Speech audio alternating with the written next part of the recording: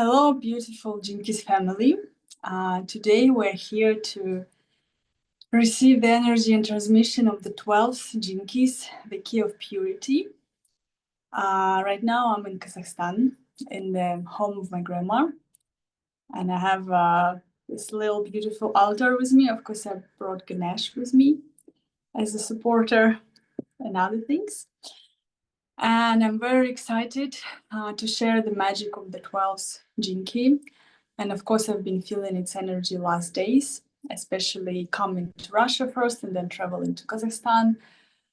It's been already a lot. So we're gonna today discover the 12th Jinki. So I ask you to feel, to contemplate, to be present with it, to present with your feelings, with your emotions, because this key also a lot about emotions. And just to be you and feel how the shadow gifting seed is reflected into your system, into your body, into your emotional body, energy body, and how you can transmute it maybe even today during this process. It will take around 2 hours, as normally do, and we'll have a tea. I have a tea, and I know you're also making tea, and if anybody's watching, you can also make a tea for yourself or any other drinks that you prefer. Okay, so we start, and the 12th Jinki, the shadow, vanity, the gift, discrimination, and the CD is purity. And this key is very interesting because it's the only key in the all 64 Jinkis that's a part of 2 codon rings at the same time. So just a reminder that a codon ring is a group of several gene keys that combine together by the principle of amino acid. Like we have 64 gene keys, we have 22 codon rings. Because we have 21 amino acid, and the one extra is a codon ring of the beginning, 41st, that is not amino acid. So any case, the keys are grouped, but this 12th Jinki is the only one that is in 2 codon rings in the same time. So first codon rings is the codon ring of trials, and it has 3 Jinkis, 12, 56, and 33. And itself already has a specific meaning because it's in our genetic system. It represents a stop mechanism. It's a stop codon ring, in fact, stop codon. What does it mean? It means that, like, if we would say, if we look in our genetic code, how, for example, scientists can read the code. To read the code, we have a start codon, like let's say this letter and this key that when we see it when we see this letter or combination of letters that creates the codon, we know, okay, this is the beginning. And then we have 3 codon rings that will represent the end, that like this particular information is what creating like this will reprogram this particular system and will reprogram the I forget this word, the lock, like protein, and like basically our physical form will make this our DNA happen. And we have 3 basically stop codons. That means, like in our genetic code, when we reach this, we met this this letter, this combination of letters, this codon means stop. Here, kind of, it's cut, and the rest information is we don't use, and we use just what's been inside. And the 12th codon ring, the 12th Jinki itself is also the last one. If we say there are 3 codons or 3 Jinkis, let's say, that represent a stop codon, the 33 will be the last. And if I will give a little bit more understanding, explanation about this, because it's coming from 33 to 56 till 12. So the first stop, and I love to see it as a reflection of also spiritual path. So on the first level, it's just a stop for our, let's say, physical evolution and the stop God in itself, but also it represents the stop for our spiritual growth. So if we want to go further, we kind of have to overcome, we have to go beyond this stop. Eventually, we will have here like a contraction and stop mechanism, but we have to go through this. So first is going to be 33. And 33, it's 33 is like when we remember everything. When it's very Buddhistic, it's a key of in fact, awareness. It's a key of being aware of yourself, of the patterns of your samskaras. And when we start to aware of ourselves, it's also very connected with past lives.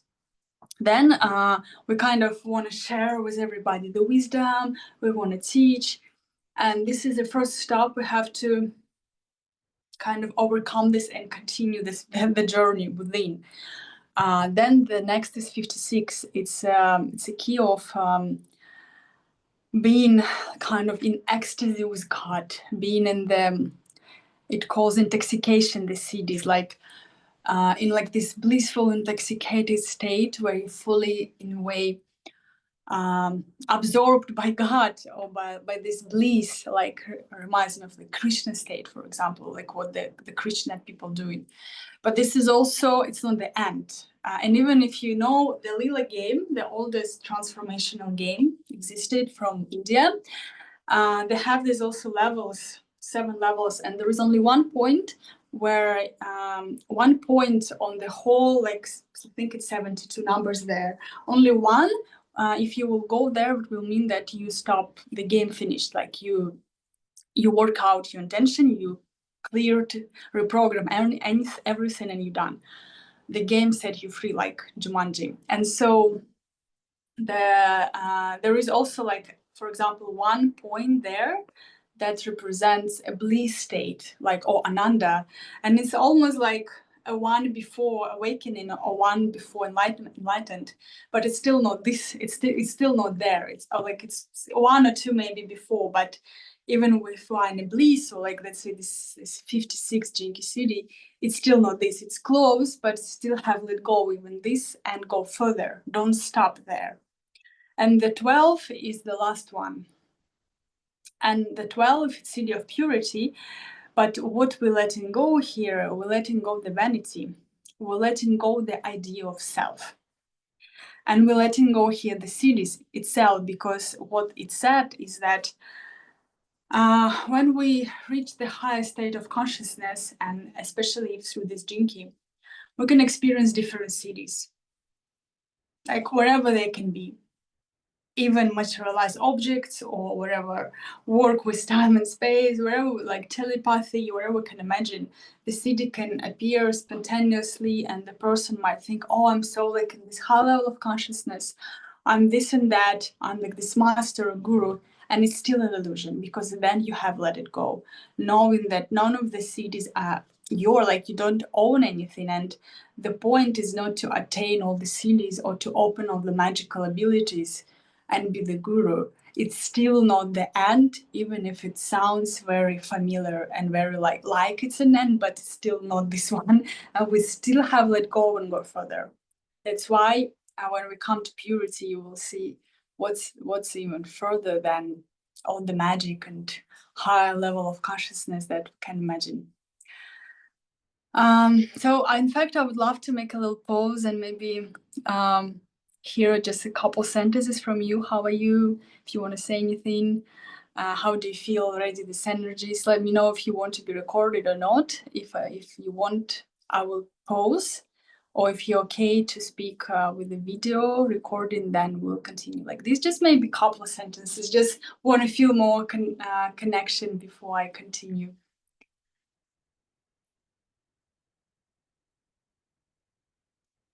And if you can hear me at all.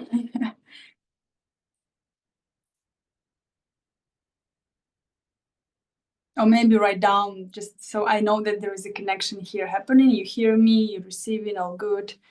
And hear you. Very well.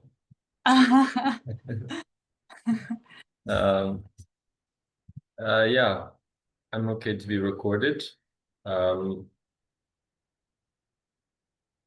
Yeah, here we are in this is the International Gene Keys transmission.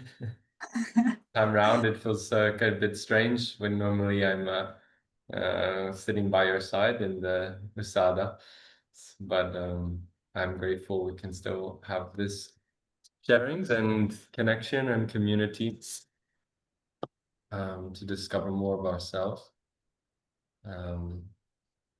I'm very curious about this key. I know it's somewhat connected with the ancestral karma and some of the some of the triggers in our life, our development. So I'm curious how this relates to well, the gift and the city, and I'm curious how it connects with the shadow. So that's what I like to share for now. Okay, thank you so much. I'm useful.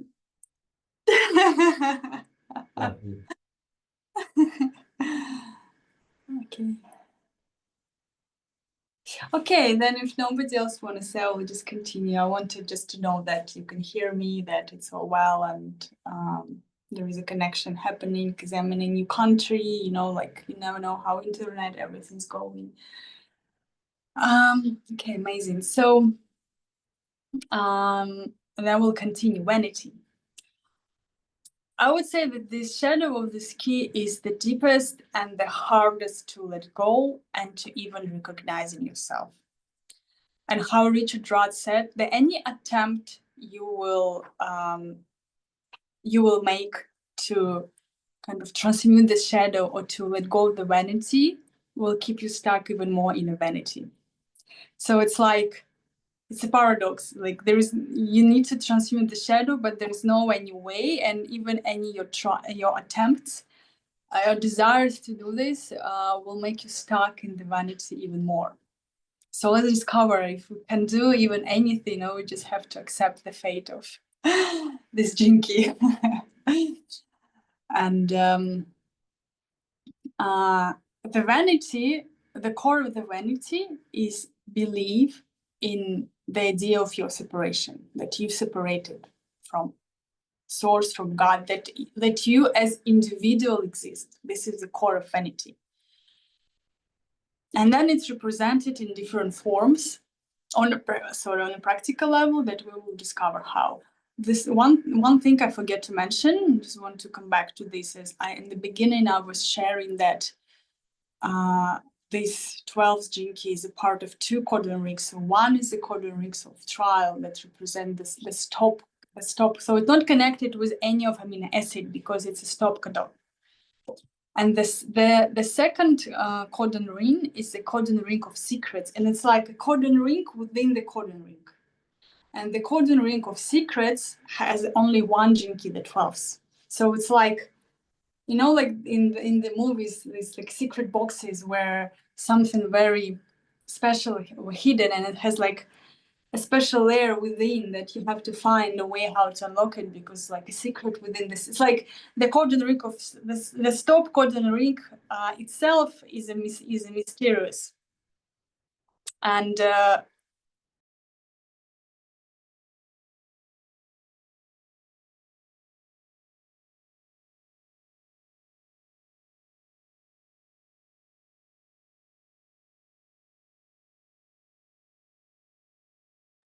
Adamus, you're now the host. You take the floor. Oh boy. Okay. I think she was back. I think there she is. Yep, perfect time. I was just saying Adamus became the host, so he has to take the floor. yeah, I was suddenly dropped. Somebody called on the I have a new Kazakhstan SIM card. Somebody called and I wanted to decline the call, but instead I declined this one. So in case I came back, and yeah, I'll put our recording is in progress. Okay, good. So I'm happy I'm here with you back. I was saying a secret within the secrets. Yeah, so I said the itself, the cordon ring, the stop cordon ring is mysterious, but the 12th itself has its secrets within. And we will discover while we going through this transmission that it's a secret of purity, and it's a secret of fully merging with source or realizing your true nature in a way. And at the same time, this is truly like the last, you know, like if, for example, we would say this hero journey, this would be the last, like the last like enemy, or like how it's in the movies, like the last evil you fight with or something like this. Even if, of course, we know the shadows are not the evil, but just a metaphoric that it's something that's at the very end that you have to face, and also not stop there, even if you want to stop here so much and think that you're already there because you have all this maybe magic, power, or different abilities, superpowers, and everybody think already you're guru, but you still have to go further. And this is the hardest one because what this Jinki is saying, what is also the part of Vanity, identification with the higher realms, with the high level of consciousness, or like higher numbers of consciousness, or all of this is also a biggest, it's a biggest illusion. It's also what's hold us, and this is what stops us from fully realizing who we are, from fully embodying the true self. And like the deeper we go on the spiritual path, you know, like the contradiction, the paradox is that the more we go on a spiritual path, the more and deeper we stuck in the shadow of vanity. Because we are creating now the identification with all this, like either different CDs or whatever, Kundalini activation, or even the Jinkies itself, or like the different systems, methods, yoga, astrology, like higher consciousness, religion, whatever we search for, we can create an identification that will become the trap. So we always need to be careful and always in a way go further. I remember one of the quote I heard a long time ago from just in conversation with one of the person. He said, there's only one rule on the spiritual path. On a real spiritual path, you should always go further. And if you think that you're there, and if you think that this is it, means you're in such a big illusion, you have to go further. It's not that like you can make it. It's not something that you like, you know where to go. It's not like a kind of a destination that you have a map, but you have more surrender to mystery, and you have to let go deeper and deeper on identifications. Because what we will see in the city of purity, it has a very beautiful name. It said consumed by void. But before we let the void consume us, we will face the vanity. And again, it's nothing wrong in vanity as in any city, or sorry, as in any shadow. The hard thing here is that we can't really, as I said, do anything about it. What we can do is just really just contemplate, because in a way that this city is even collective. It's not only individual. It's like to fully, absolutely, in a way, overcome this shadow. I'm keep saying city, the shadow. To overcome this shadow, it has to happen collectively. And of course, as let's say individuals, we can, in a way, dissolve any identifications with the self. That's going to happen when we reach the city state, the purity. And the vanity is, in fact, where also start the self-love. It's like the shadow will teach us to love ourselves, will teach us how to draw attention towards yourself. Though it can create narcissistic tendencies, and it can create separation from others, it can create egoism, it can create egoistic tendencies also, and it can create ideas that, oh, I am better than others because I'm doing the spiritual path, or like I'm not eating meat, or I'm not drinking, or whatever, I'm not sleeping. I have the CDs. Whatever I am, I'm a master of jinkies, or I'm a master of astrology, or I'm a master of life, whatever. It's like this shadow, in a way, it's I would say it's in all of us, and it's almost impossible to see, to recognize, because it's a root of self-identification process itself. It's like to transmute this shadow and even transmute the gift, we need to transmute the self itself, the idea that you existed as individual being. And I remember what once of one of my first teacher shared, that on like the last steps, you see that you've been never even born. There is nobody even you can let go, because you've never been incarnated. You can't even let go your past lives or whatever, because you just see it all never happened. So you're facing, that's why I say consumed by void, because you're just facing like it's all never happened. And you have to, in a way, fully merge with it. And just, okay, I will share later, because I feel I'm going fast into CD state, kind of not giving a full transmission of shadow and gift. So the vanity has 2 levels. And let's also see how it connects with physical body. It connects with the thyroid gland. How you spell it? Anthony, can you help me? How you spell this gland? Thyroid. Thyroid gland. Yes, thyroid gland. And also the thyroid, yeah.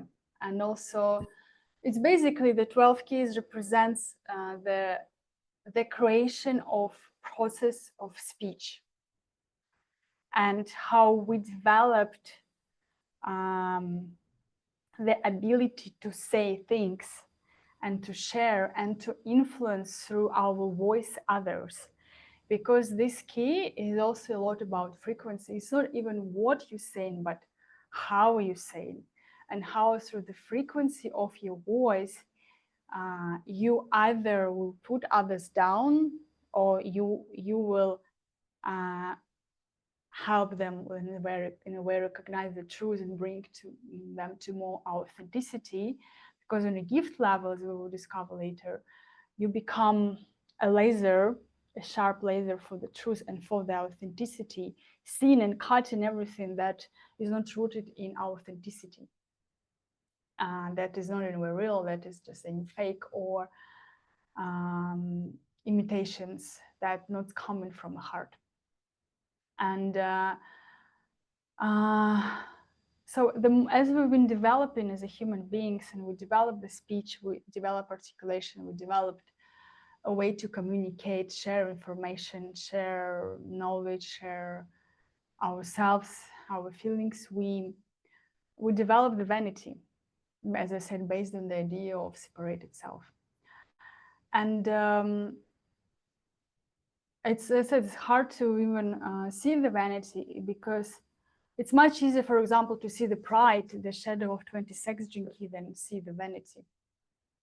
And the shadow of vanity is enjoying your own self, is enjoying your voice, is enjoying, for example, if you're on the stage and you enjoy like how you say, how you influence people. And in a way, I would say, I remember I shared recently with Katie, in fact, and Anthony, we've been on our friend a goodbye party, that the more there was just started to happen changes in my system, and the drop in more and more of the like different narcissistic tendencies and just different shadows, I found, for example, that I don't enjoy playing music so much anymore, because there is no need of, like, for example, being on the stage or like share with all the people. It's kind of, if you don't have any like narcissistic qualities, you can't really enjoy and like being in the crowd and sharing whatever whatever you want to share. It's because it naturally drops that you don't need. Of course, if it's part of your drama, you still, sorry, dharma, you still can do it without identification. But the shadow, I would say, the shadow level is what it would loves to be seen. It would loves to be powerful and loves to influence others through the frequency that can be voice, knowledge, music, art, movies, like whatever basically you can create. It's very artistic, Jinky. It's in a human design, it's in the throat center. But if we see the channel, it connected with 22. It's a 2212, the channel. And 22 is a grace in its emotions. It's in the 22 is an emotional center, solar plexus. So in fact, the 12, what it gives for the emotion a wave to be expressed, for the art a path to be expressed. It's expression. And there is in fact only one rule for this key, that you need to hear the right moment when you want to express something, because something that you expressed in the right moment will make the mutation and bring the changes. But if not, as it's an individual channel, and in any individual energies, it's one human design, you either they're a genius or a freak. So if you not express yourself in the right moment, like through right frequency, people will deny you in a way because you will be freak for them. So we might also face this these days, like either we're now genius or where we freak for some people, but we still have to, what this key is about, or on the gift levels, stick to authenticity, because we're here. In fact, it was interesting, we speak today with my beloved, and I said something that I always knew that I'm not here to fit in. I'm here to create another path for those who want to break from matrix, so they could do this. I never came to fit in the matrix. I came in a way to destroy it, to cut the illusions. So I was never meant to be part of it. So whenever I'm in the more matrix, let's say, places, I just naturally in a way destroying everything, because I've never meant to be part of it. And because this is what this key is, authenticity. It's can see authenticity, and it has like almost an allergy of on anything that's not authentic. And it will always, like the person who really grounded in this gift, will always point out anything that is not authentic. And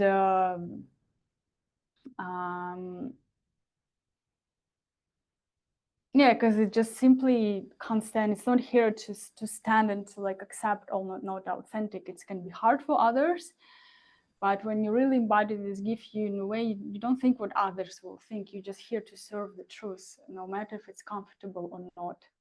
Lol, I resonate with this hard. Katie said, maybe you can share a bit more. We'll have a break soon. I would love to hear more. Maybe you can start to type right now as you're not saying, or maybe if you want to say later with your voice also, you can share. I would love to hear more. Yeah, and but in the vanity, let's a little bit more explore the shadow. In a vanity, there are two polarities. In one way, you become like aristocratic. It's like this enjoying your, when you think you're special and you enjoy it, and you think you have special, well, like how you look, how you say, how you affect others. I said you want to be seen, you want to be like for women, like so beautiful and all this like things. For men, powerful. You want to be like wherever on the stage or popular, or even just you think that you're different. And of course it's a very common shadow for people on a spiritual path, because its shadow will say, oh, I'm on a higher frequency, I'm better than others, or like I'm not eating meat, I'm better than others, or like I'm whatever. I have this high level of consciousness and I'm different. I can't speak with other people because they have low level of consciousness, and if I speak with them, it will drop my level of consciousness. So I need to keep only with this like small group of people, so I can keep my high level of consciousness strong, and my vanity also grows stronger. It's like any idea of separation, basically. A favorite in the spiritual community, yeah. Yeah, so this is the shadow for everybody who is in a spiritual path in a way. We can't, it's like it will happen any case. We just can, the more we move with life, at some point it can be recognized and dropped, but we can't escape this from appearing itself. Like it will happen any case because it's also a natural way of kind of growing into your spirit, or like realizing your spirit, however we can call it. And because first you creating this idea, yeah, that you're better, you like, because you start the changes, you feel better, you think that, oh, I'm like, I know now, I understand the life, I know what to do, and you think that you can help others also. Another idea that you now have a knowledge or power or wisdom or whatever, and now you will help others.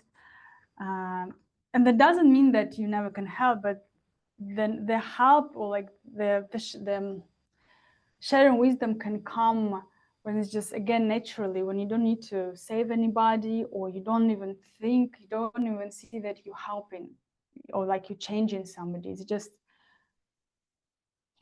how I love to say, when something happens or you're doing something just because you cannot not to do, it's like it's natural for you as a breath.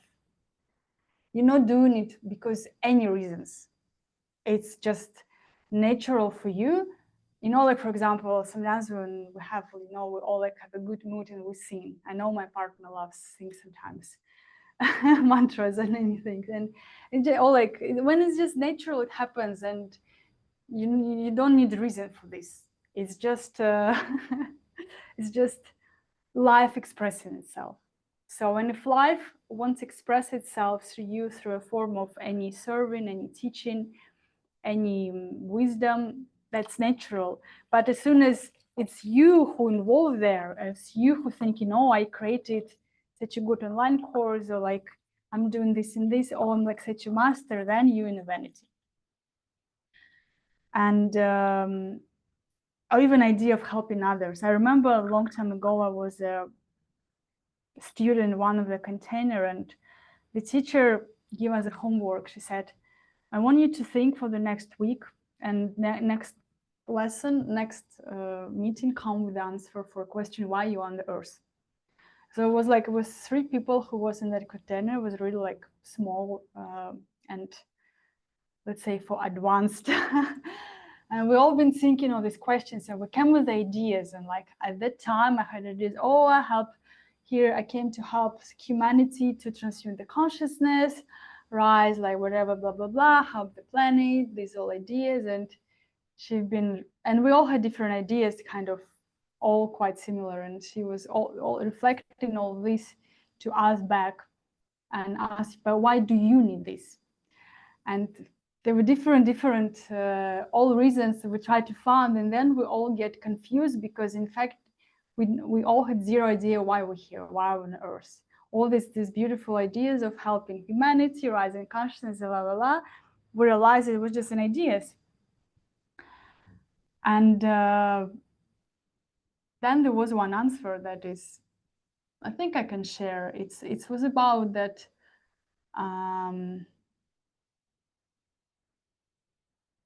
being on the earth is helping to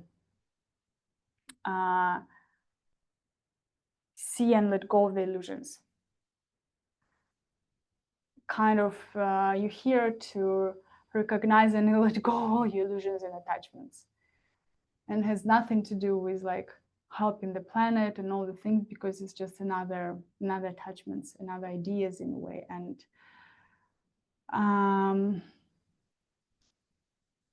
of course it was like a little more specific, so I just don't feel I can share everything, but in a way that's the earth has a special energy and how it works, that we here can realize a lot of our illusions that we created and cut through them, break through them.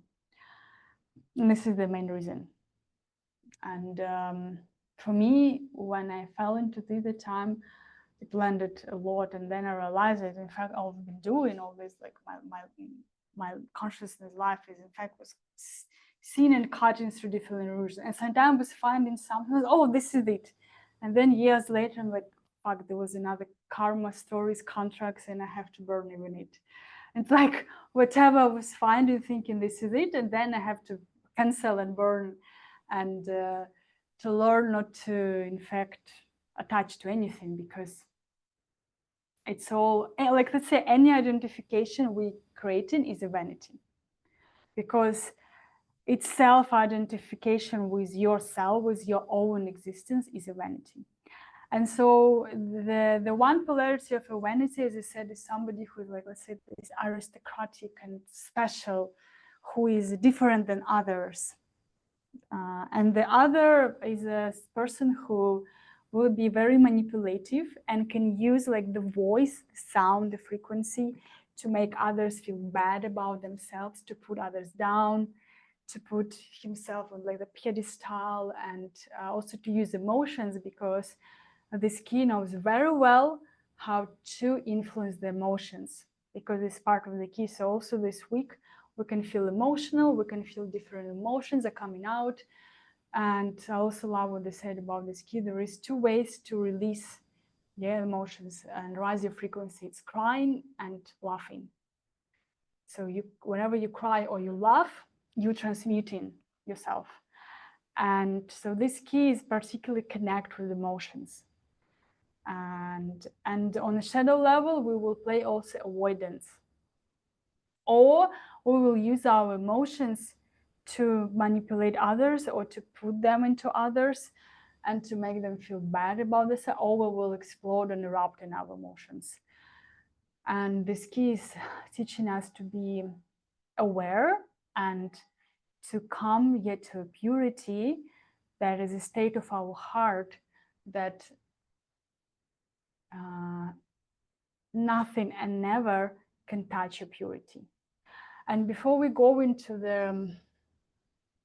the sharing circle, I would love to share something else about the shadow. Is one of this thing about this key is that it's kind of, when we're in a shadow, it's always like in an inner war between wanting to connect and love and needed freedom and your space.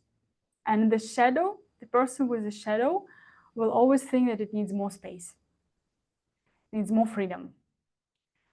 The part of the shadow of this key is avoidance, and it separates yourself from others. It's being like, oh, I'm so free and individual, I don't need anybody, or like I can't be even connected with others, I need more of my personal space. And as we will see again in the city, when we come more and more of the purity, that the only space we needed, or the only freedom we needed, was love. And this key, this shadow, when you're in the shadow, it's very hard for this person to get anybody close to you. Like, this person would have layers of patterns and conditioning that can get others be close only in controlled situation, and will like have the walls that will keep the connection like from deepening and not going into deeper intimacy. And in fact, I can share something that happened just with me recently. We had some moment yesterday. I hadn't going through different emotions because there was a lot of stress of different travelings, then meeting my parents, living with my parents in a small place, and I also came here with my mother and visit my grandma. So it's like a lot of relative stuff. And then I with some emotional situation then with my partner that was in a way just way to release emotions, and something that had been triggered and happened. And then we had a conversation today, and I saw how I was breaking through avoidance. I was breaking through the separation and the walls and coming more into vulnerability and authenticity, and how there was like part of me that was, no, it's like, we're afraid to go there because it's scared, it's unknown. But then I felt how we like break another wall, and there is deeper connection, deepening into love, and that there's always possibility to break the walls, but we have to choose it. And the vanity will keep all the guards, so you would never go there. But if you want to come to purity of your heart, the innocent state of your child, you have to open. This is what this key is teaching us. Let go all of your guards and protection and open your heart to love, and you will see what happens.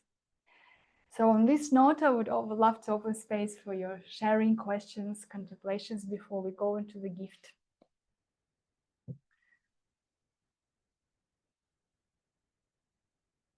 You can say, or you can also type it. I will read whatever is more comfortable for you.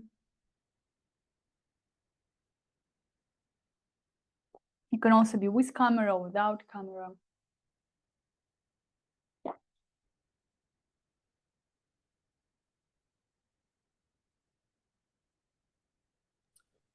Hello, I'll share. First of all, thank you so much for doing this online. It's so lovely to be able to join. And you look so beautiful. And lovely to see you guys, Anthony, Adamas. Yeah, I'm trying to think now, what was it that I was resonating so hard with? Oh, like this inability to, like allergy to inauthenticity.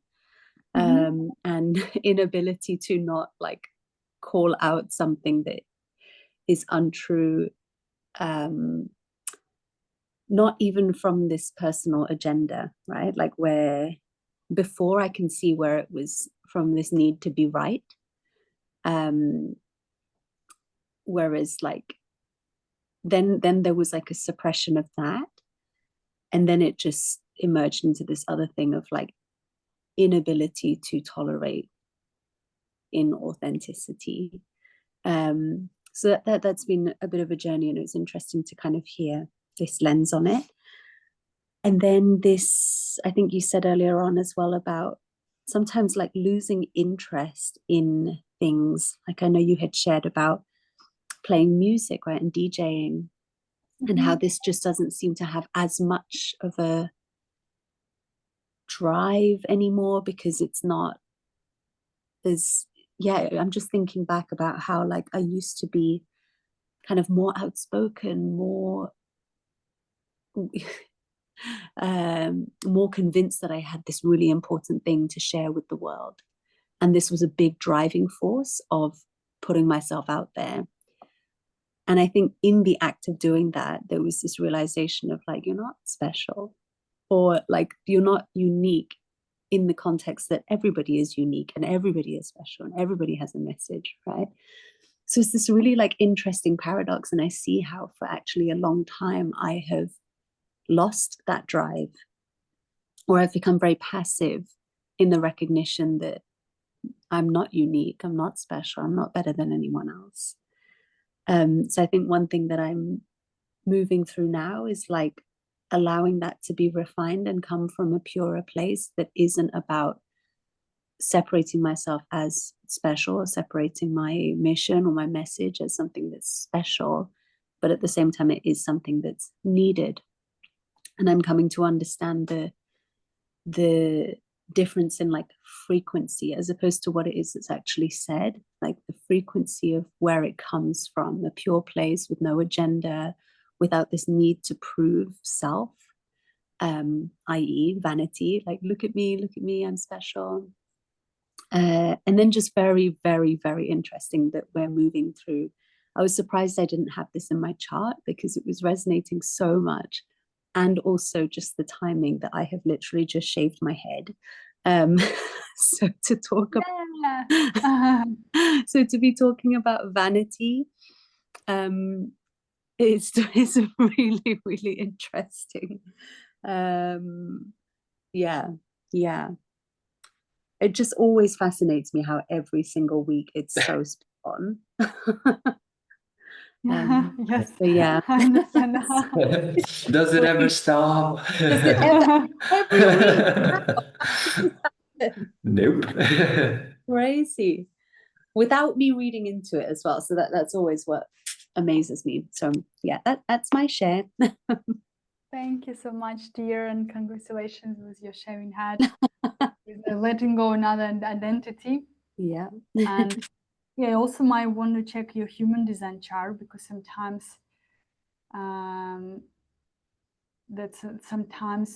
we have like, let's say, not all the numbers we have in the Gene Keys map, because Gene Keys has certain amount of keys, but in your human design you still might have it, for example, on different planets. Like I don't know, it might be or it might not be, but sometimes it's a case that we have the numbers of the gates, they call the human design in the human design chart. Or for example, if you have the 22, like for example, I have 22, and also Anthony has 22, because this is one channel, then you also might feel more connection with the 12, because in a way it's a channel, and the 22 will always look for 12.3 the south. Yeah, like we're all in a way relate, and in the end, as Richard just said, we'll have all the keys in the end. So isn't it just one ocean of consciousness? Yeah, thank you so much. Anthony, you came on the screen. You want to say something? I've been on the screen the whole time, but sure, I will speak. Yeah, following from Katie's sharing, yeah, I do see this dilemma. What came up for me was I feel this key is very Buddhistic in a way, because it's overcoming these like kind of core human maybe I don't want to call them limitations, but in a way that we have to overcome in order to realize like our essence, our and kind of validate who we are as people. And that comes from, yeah, kind of navigating the world in this middle path, right? Not like being like flamboyant to the point where you know you're just in your ego, and then at the same time speaking from, but still you know, still holding your center, still being you, but don't. It's very tricky, and this theme has showed up for me as well this weekend. For example, like I'm also back in Switzerland, and I went to the mountains, and on the Friday night, you know, the night of vanity, right? It's Friday, right? It's Venus.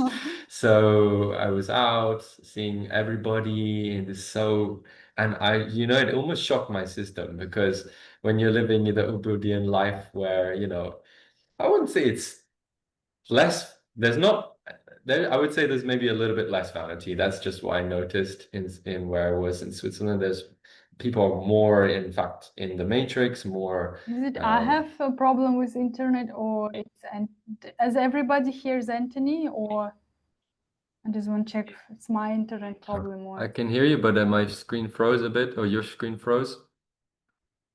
I think it's Katya. Oh, yeah, we have limitations. The Kazakhstani internet connection is weaker.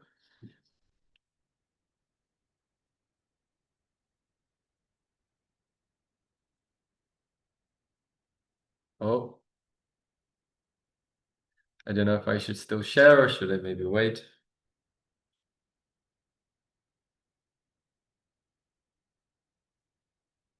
It's technically still recording.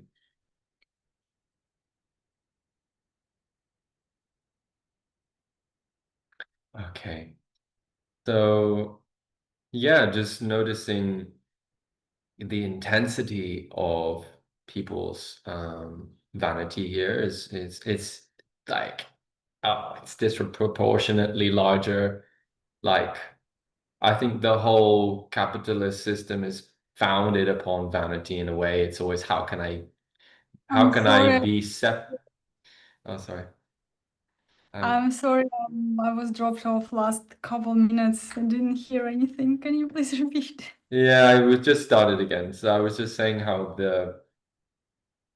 just looking how disproportionately people are so much more vain here, right? And they wouldn't even think about it because of course, in Ubud, you get like the spiritual ego, which is one separate conversation. But here in the West, especially, you get the wow, like people driving in luxurious cars and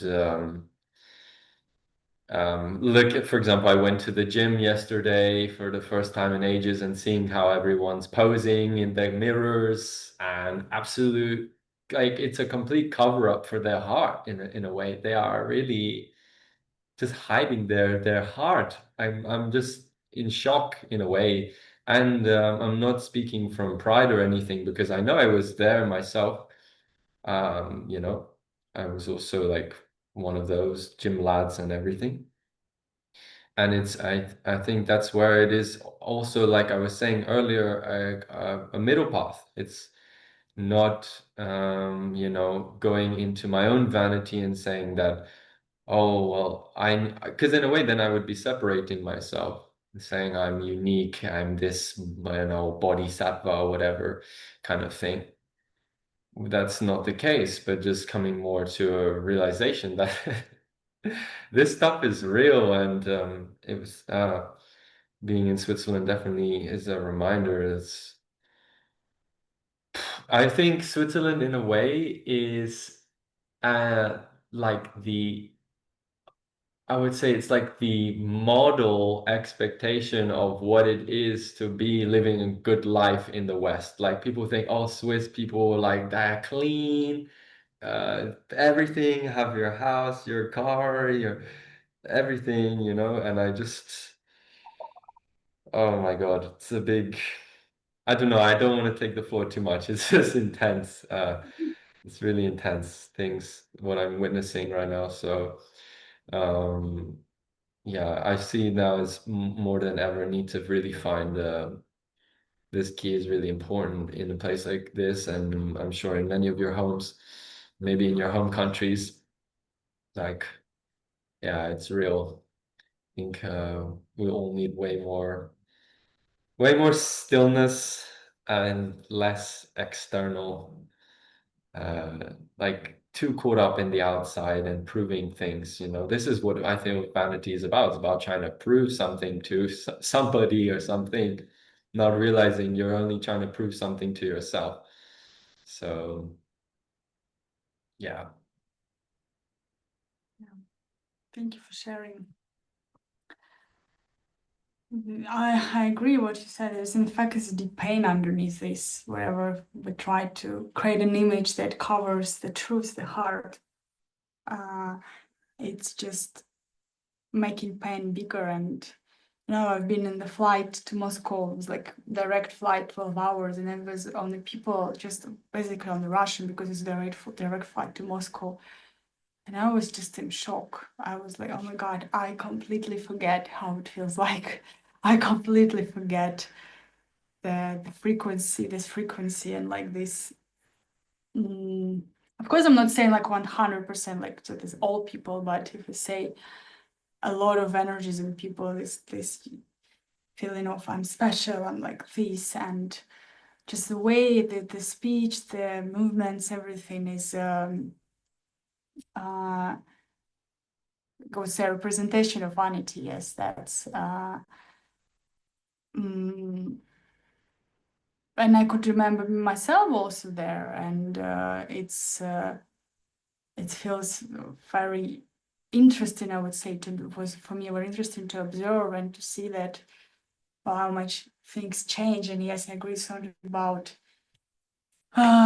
create an idea that's like, oh, like that now I'm special. I would say as what these keys represent, as we're all going on the journey, it's natural that at one point we have, like, like, let's say we first grow the spiritual ego instead of like normal one, but then we have to let go even this one. Kind of that's a path that even this key is leading us, because first we're coming into the gift of discrimination. We'll later speak more about this, what this discrimination is.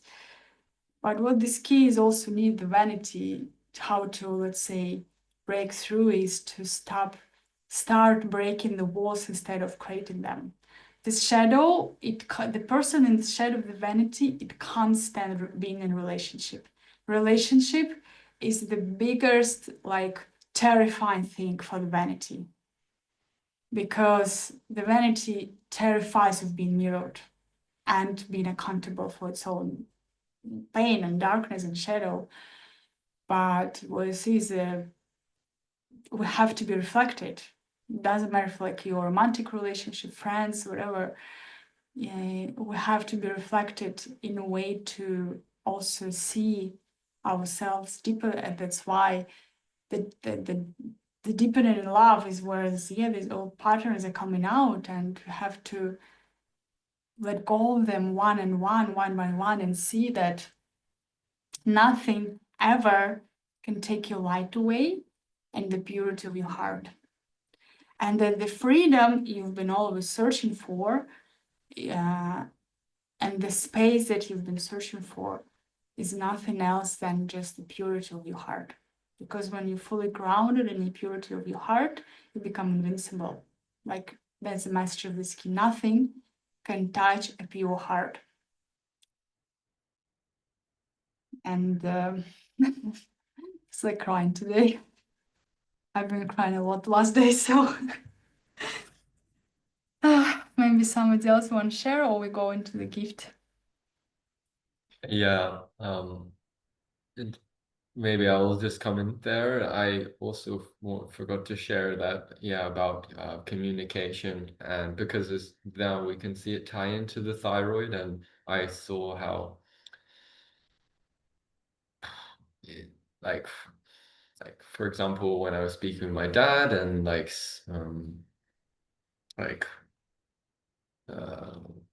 kind of we got into a little conflict over like boundaries and this kind of thing, and seeing like how on the one hand it just came down to, again, like us not like, it's just at the end of the day coming down to us like, or having open hearts to one another. It's just about how, like, our agreeableness in a way. When we agree on something, we are in a way open heart. Like, what do we agree on is another question. But we need to, and my relationship with my father, and then also other people, is like find a language, which is, I think, why this is the Gemini, is find the language, the way to express your heart to one another, and be able to communicate and share. Because yeah, otherwise we will just all go into our uniqueness, or whatever the uniqueness means. But yeah, it really, I think, as we've seen this, I think this key, or sorry, this like last few keys we've had all together, the last month, basically, 3-4 weeks, has been so powerful, I think, for all humanity. And we know that the voice is what defines us as a species, is how we communicate with one another. And just seeing how we all have so much to understand, how much to like release and open our vocal cords, open our voice, speak the truth, and speak the heart, speak the sacred voice that wants to be heard, that is being suffocated for too long. And there is a lot of people that are expressing, but I think it's also reminding that it's not just the activists that can speak this truth, it's everyone. As what you're saying, it's a human spirit that can speak truth. It's not just one or two people with good ideas, but it's everyone. Thank you. Thank you. Ah, okay, so anybody else? So if we come to gift, maybe you all message a plus or something, and we agree all to come to gift. I'll share. Or I'll Okay. try to share. Oh, you going somewhere?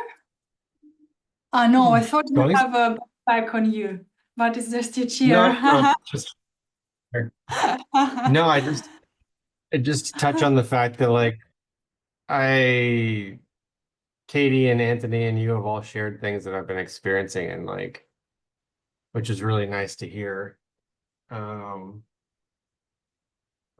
having like sat with layers of this already and coming to a new layer, like going through the spiritual ego, letting it dissolve, like becoming full-on hermit, like just completely disconnecting, and then slowly coming back out again and like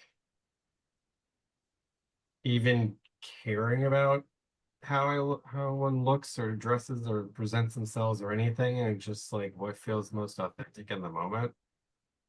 And like I have clothes I've been carrying for 5 years and I put them back on like the last week just to see. And I was like, oh, this is what this feels like again. I haven't felt this version of myself in like so long. And it feels so good. But the intention is different. The intention isn't to be unique or different or special. It's just to be yourself. And at the time, it was so awkward to even wear it in public because it was so outside my comfort zone. So it's this interesting dance. And then like the coming out of the inner child, or I guess this is the inner child too. Like, yeah, literally took the entire weekend just off. Just hung out with a friend and played and just was like, no work, no trying to be special, no trying to help people, no trying to like work on our businesses to get ourselves out there. Like, no, none of that. It was needed.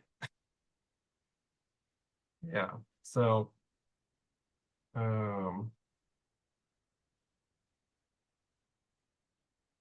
yeah, I also noticed when you guys were sharing that it's funny because the vanity is like everybody look at me, but at the same time scared of being actually seen, right? The layers, the masks. So it's, yeah, and it reflects in some of my recent romantic relations. We'll leave it at that. Thank you for sharing. Did you finish? Sorry. Thank you so much. Yeah, I think I'm Yeah, finished. I mean, I could go on for a long time, but yeah, I think I'm good. no more? Yeah, please. I think I'm playing with this gene key right now. Like for me to be on camera right now is me playing with this right now. Usually I would be no audio, no video, no response. I would just, yeah. And I got a new web camera to be more visible. And I've had friends ask me for years to be more visible, and I'm like, I didn't want to do it from vanity. So yeah. I think it's more I'm just embracing my vanity. Yeah. Or maybe Like you you said. just started to break the walls. As I said, the vanity, there's like, let's say there are two polarities of vanity. One is like, I wanted to say Philippe Kirkorov. We have like one Russian singer who is like, he's always like wearing these like super shiny costumes, like absolute like vanity. Another is like, yeah, like a monk, like nobody touch me, I'm separated, I need my space and all this is. And if you shared, you've been more into that extreme, that's for you, the coming out is, yeah, to let yourself be seen, as you said, not being seen for the image, but for who you are. That is the most scary thing. Yes, I think I've been in both of those extremes. I've done the monk thing. I'm a Leo, like birth sign, so like I did the whole in the spotlight thing, and I was like, this is not it. This isn't it. So yeah, and like Katie was saying with the shaving the head thing too, like that's I've noticed that it's especially for women shaving their head to explore their femininity without it being about their image. But as a guy, and uh, when I shaved my head, I was crying. I mean, like it was such a attachment to that version of self and like that image, that vanity, essentially. But yeah, part of part of the reason why I say that I'm wrestling with this is because like I'm making skincare and it's like tending to the external, which in some ways can be vain, but I'm making it in a way that's not for that. It's more for like self-care versus vain. I don't know. Anyway. Same with this one. Thank you for. I feel you just bring in here the topic of gift in a way that's what the giver is discrimination. That's to being able to discriminate what's come from heart and what's come from mind. Because it's not about again, any shadow is very tricky, and especially this one. And it's not about coming into any polarities of like denying the life or put yourself like fully, let's say, on the stage and enjoying the vanity. But yeah, what is this middle path? And what I said in the beginning, the how life in ways wants to be expressed through you, because for some people, like for example, I know one Russian singer. In fact, I was on her concert in Bali, and she's a singer. She's quite popular, like in our country, but she sings songs about God and about love, and she herself is a like she's gone through big crises, and in a way it's like she's always caring about people, and you can see I've been on her concert. It's very comes from heart. It's genius. It's like it touches the heart. It's not like I'm special. It's more that you can see when the live speaks through somebody, and even you could be on the stage, and even you can like have a stadium, but the intention behind this what's matter. And we all have different roles to play in the world. Some people came to be monks, for example. Some people came to be worldwide known. And I know, for example, myself that I've been shared in my astrology, that I came here to make global shifts. And I know this part of me, part of my vanity is also denying and not fully going into seeing how big how I can be. But the more I surrender to the God, the more I just do steps that my personality don't want to do maybe, but I just know that it's part of Dharma. And the more I'm doing that, there's no mind involved in that. And yeah, that's about this just in discrimination, doing what comes from your heart and authentic. That's would be the gift. And yeah, I'd say it's a time to come and to give discrimination.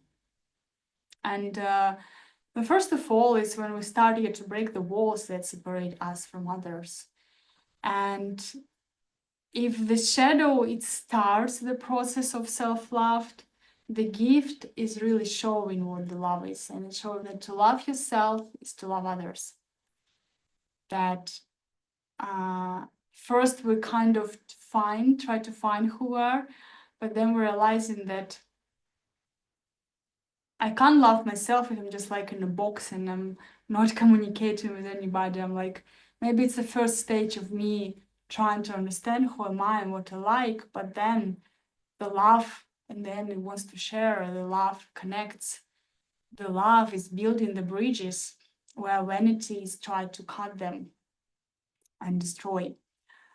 And the discrimination would be the voice of our authenticity. And when we're in the gift of discrimination, we first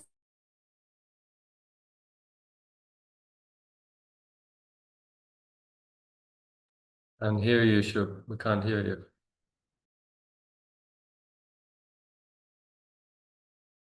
There's no sound. Oops. Her video is freezing on my end. Yeah, She's I probably think- about to drop. Yeah, she's gone. Break time. Perfect time for me to change my tea.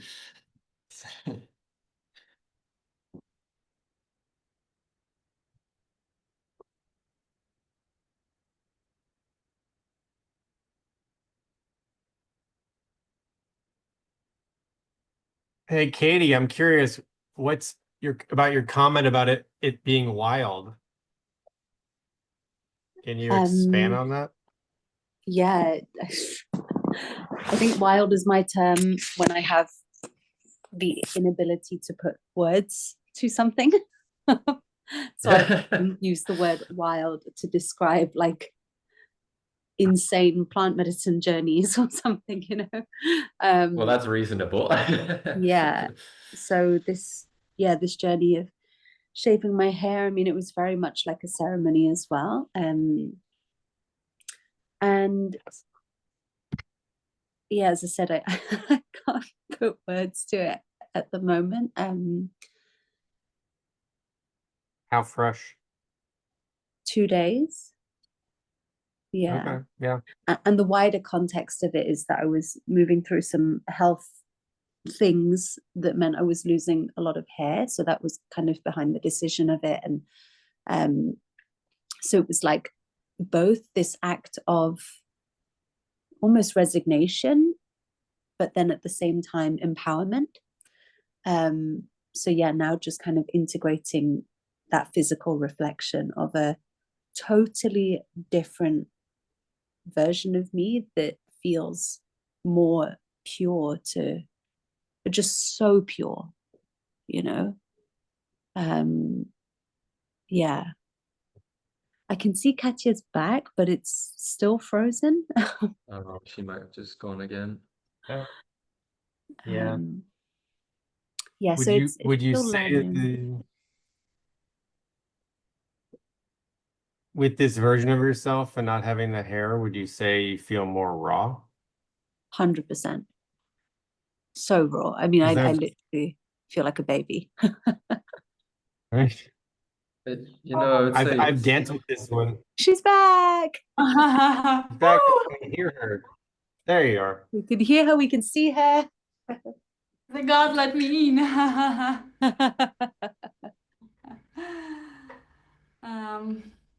Thanks the God for the internet. Thank you for sharing, Katie.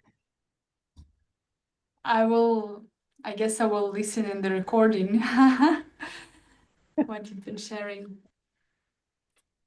Yeah, Adamus was Okay, just so I will asking continue. a little bit Can you around hear the me hair. now?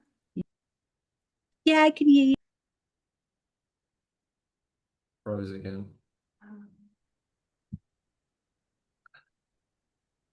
I guess Maybe I the God switch wants off the you to. camera. Maybe it Oh, will be maybe. better like this. I don't know. Yeah, we can hear you now.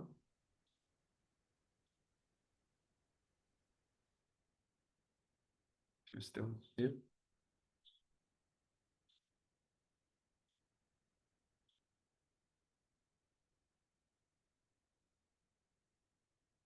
Recording in progress.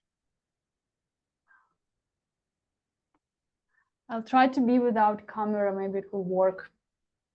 I don't know. I guess the connection dropped. Can you hear me like this? Okay. So discrimination. Maybe I need now to be invisible. So not being a vanity. So discrimination, as I said, is ability to find, to feel, to hear what comes from heart and what comes from mind. And first of all, it starts with yourself. When you speak from your heart, when you act from your heart, and you know that this is your heart and this is authentic. And it's not that you try to have any image or to impress somebody, but you really find this balance between like loving yourself and connecting with others in a way that still has healthy boundaries, and that keeps the authenticity without like you pretending or trying to be somebody else. And as I said, this key is it has ability to influence others through voice, through art, through music, through any kind of art. So this key wants naturally it wants to transmute and have, because it's a thyroid gland, and in a way it's about transmutation. It's about transmuting your emotions. I would say this gift is about refining. It's refining your emotions, it's refining your thoughts and refining the energies so you can truly become the purity of your self, because of your soul, because as we know, the gift is a middle stage. Originally, when Richard Rudd created Gene Keys, there were only shadow and CDs. The gifts he created later on with the help of his friend, psychology or psychotherapist. But the gift is something that it's like a stepping stone. It's important part to come into CD, but it's not the goal. And discrimination is what helping us yet to become more aware of ourselves, of how we speak, of how our words affect others. Either we are in authenticity or we are in false ideas. And in a way, what's beautiful about this key, when you are really connected with your soul and you speak, because it's again the connect with voice, and you speak from the truth will always bring changes. It will always transmute something. It will always touch somebody's heart. It will always create an effect. Can be sometimes some purification for somebody, can be tears, can be just somebody will also recognize the truth and recognize the authenticity in them. In a way, this key is what help us to, that's the first step, is to become really authentic and create a world where we don't need to pretend and wear masks, but we can be real. And from this state to build the real connections where we support one another instead of manipulating or trying to put others down or trying to have a better image so you can be more successful in life. No, it's not about this. It's not about who more successful. It's about when we are in our authenticity, where there is no competition in it. I love something said about genius, that the genius or the talent itself, it cannot compete because it's a genius. It's free of competition itself by definition. And it's not that it's better or worse, it's just the unique expression of God. And I would say when we all found a connect with that unique expression of God through us, then we will don't need protections, then we don't need masks, then we don't need creative stories, because it's just nature. It's like all the varieties of flowers, like for example, or different trees or everything. It just all exists, that didn't exist in harmony. So when we found our truth, and like when we found truth in our authentic self, then we just let the love of God flow through us, and that's become easy, and that's become effortless. And then you don't even think of how you look like. It doesn't mean that you don't care how you look. You still can take care of yourself. You still can just simply take care of your physical body, take care of the vessel you have, because you have it here, you have it in your life, you want it to be healthy, you want to to take care of your physical health, like whatever skin, whatever the conditioning that, because you will have physical body, it's a condition you have here in a way, limitation or condition or vessel. And but I said the intention is what behind this is matters. And you, so I remember like this quote once I heard about the money. Invite in your life that amount of money that's needed for you to make the intentions or the potential of your soul to happen. Like, for example, if your soul came here to build big things and to make some big changes, then you will need like big, it's not about how your personality needs, but it's about what your soul needs, like what resources you need, so you can fulfill your dharma and fully realize potential of your soul and bring here what your soul came here to do. And the more you're doing from a space of authenticity and discrimination, the less you in the way you think. You just do what's in front of you right now. You authentic, and your authenticity is awakens others. Sometimes can provoke others, sometimes can scary, or sometimes will impress, how you say, this word, inspire. Sometimes will break the illusions. Sometimes will touch somebody's heart. I remember a long time ago when I just started the spiritual path and I came to my first ever like 10 days yoga meditation retreat. We lived in a forest and I came there and I was super closed. I didn't know how to express myself, how to express my feelings. I couldn't express my feelings even at the time with my ex-partner. Like it was to a point where even if we watch movie, I couldn't cry because I didn't know how to show your emotions in front of others. And then I came to this like 10 days retreat, and within these 10 days, we had the 3 days of meditations, like yoga, meditations. We have 3 days of kind of vipassana in the middle of it, with just like vegetarian food, living in the forest, in the tents. And I just was surrounded by people who were all in the past have been like different masters also there. And then I remember at one point, I had like a huge breakthrough. That's like I kind of was cracked open, and I just suddenly realized myself in the present moment, fully open with life and everything, with an open heart, and the stage that I was like, I was amused that my mind gets silent. But before that, I remember I had like a day of, I thought like nothing is working, it's terrible. I can't do this yoga, I can't meditate. My mind is always thinking, it's so terrible. It's like blah, blah, blah. And of course, the next day or like the evening, the evening of the day, I had a huge breakthrough. And then when we had a sharing circle, after these 3 days of Vipassana, I was sharing in front of people with a microphone, and I was sharing how my heart just get blasted open, and that I just saw a beauty of life.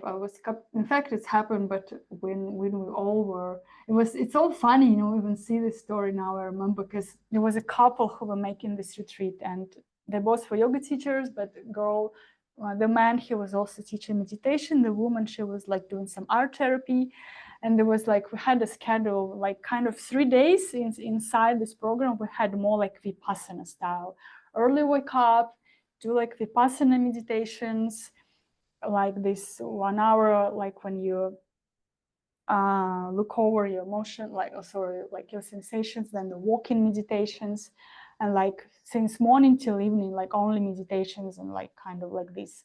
We gave a lot of phones, books, everything, like so no distractions at all. And I think the second day out of 3, instead of evening meditation, we went to watch sunset, because the girlfriend of the guy who was hosting it, she saw, and the retreat would happen in the forest, in the lake. It was a beautiful place in Russia. And she kind of, again, the feminine, like the masculine has structure and schedule, wants everything to be perfect. But then the feminine comes and she say, there is such a beautiful sunset. We all have to go and watch. Let's just meditate there and have a tea ceremony and just be. And so we all went there instead of evening meditation. And I remember just sitting there and surrounded by people who always won their hearts and seeing the beauty of the sunset, and have my friend next to me who I don't know, she just started to cry about something. And then I was just there and I felt the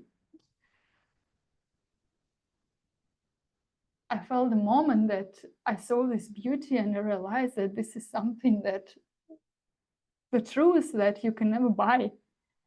It's only in a moment. And it's like, this is where the true value is.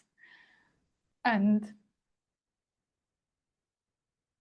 I'm crying now. That touched my heart so deep that my mind just stopped and just went into complete silence. And I realized that this is it. Like, that's just the beauty of the sunset. And nothing else exists in a way. And then the next day, the morning meditation, my mind was completely silent for the whole hour. And after I left the tent, I realized that, and I would say this was the first time in my life when I saw life as it is. I saw the trees were breathing. I saw the life. I saw how everything was alive. There's just only me separated from this, because I was, let's say, in vanity and separation. But then when the life just cracked my heart open, I realized it's just oneness, and I didn't need thoughts to exist. I didn't need to think about everything. I remember when I touched a tree and I was like, wow, it's breathing, it's alive, it's communicating, it's everything so fucking alive. How I could not see it. I was just so blind. And it just was just absolute love in every second. And then when I shared this in the sharing circle, and of course when I was sharing with the people, I started to cry. And just to remind you before that, I was a person who couldn't cry even in front of my ex-boyfriend. And then I was crying in front of like 30 people.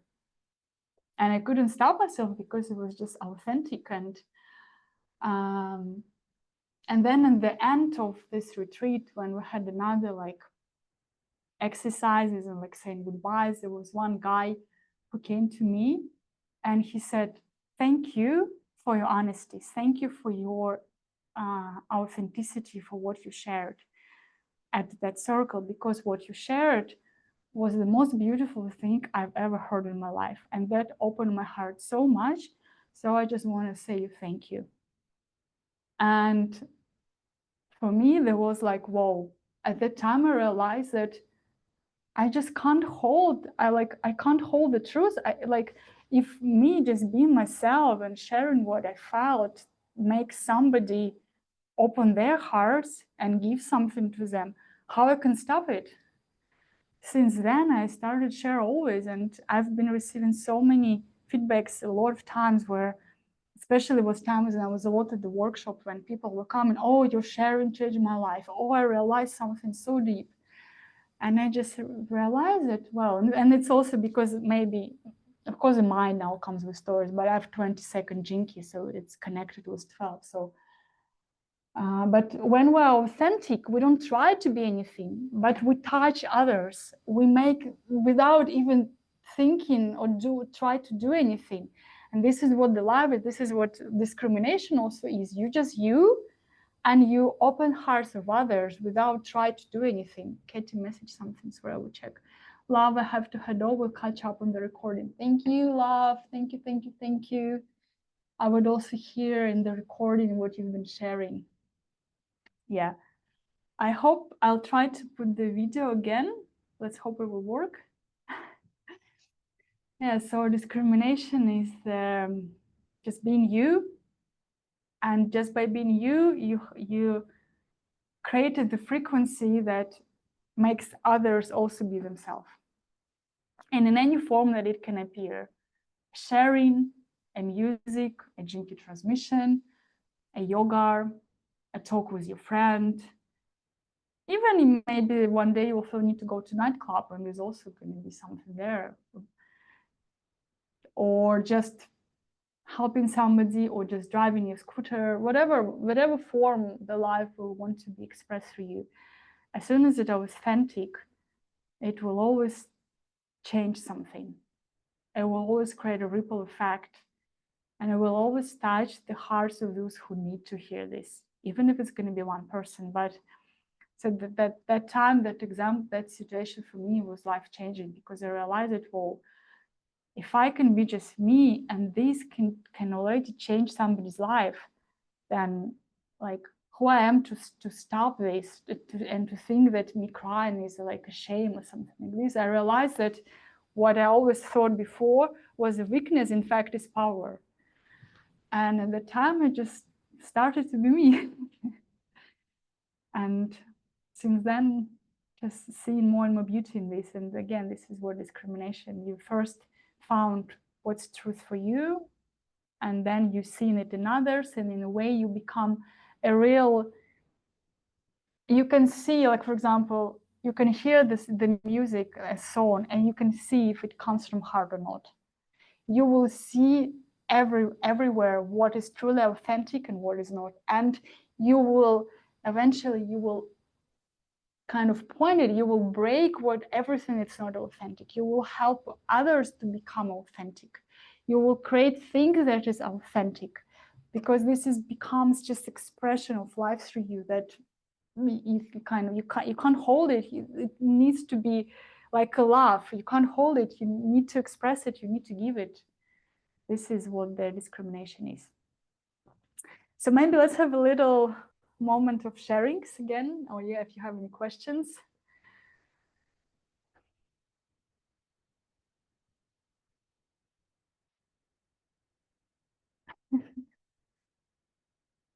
I'm not just doing that because I'm wearing this. That's not a vanity. That's honesty. I might come in after if maybe Adamus wants to speak first. Maybe I will.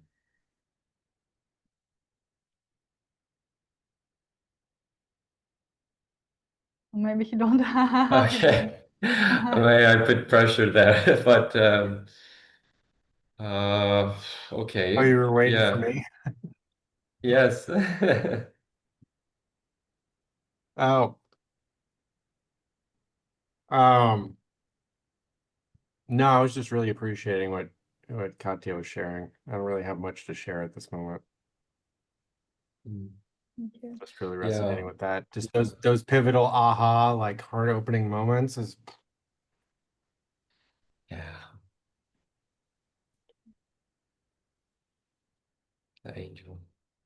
That's if I try and add to my if I try and compete with the angel no, but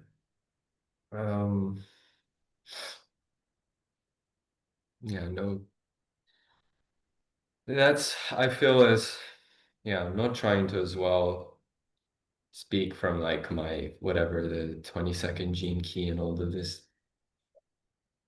For me, one where this area where discrimination is coming so much up for me was and I now see how maybe this was connected with my path for many years before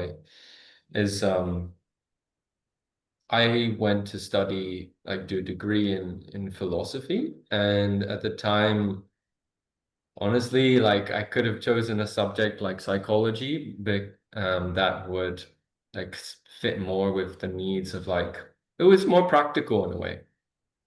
Like, you know, you can apply psychology, it's a social science, even though I think psychology is way deeper than social science, but you know, it's like I only just discovered this recently more as through my partner and many people in that how important is this work.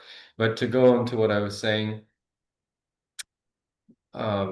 one thing that attracted me to this study, in fact, I wouldn't even call it philosophy, but it's not the study of knowledge, but the knowledge is of the self.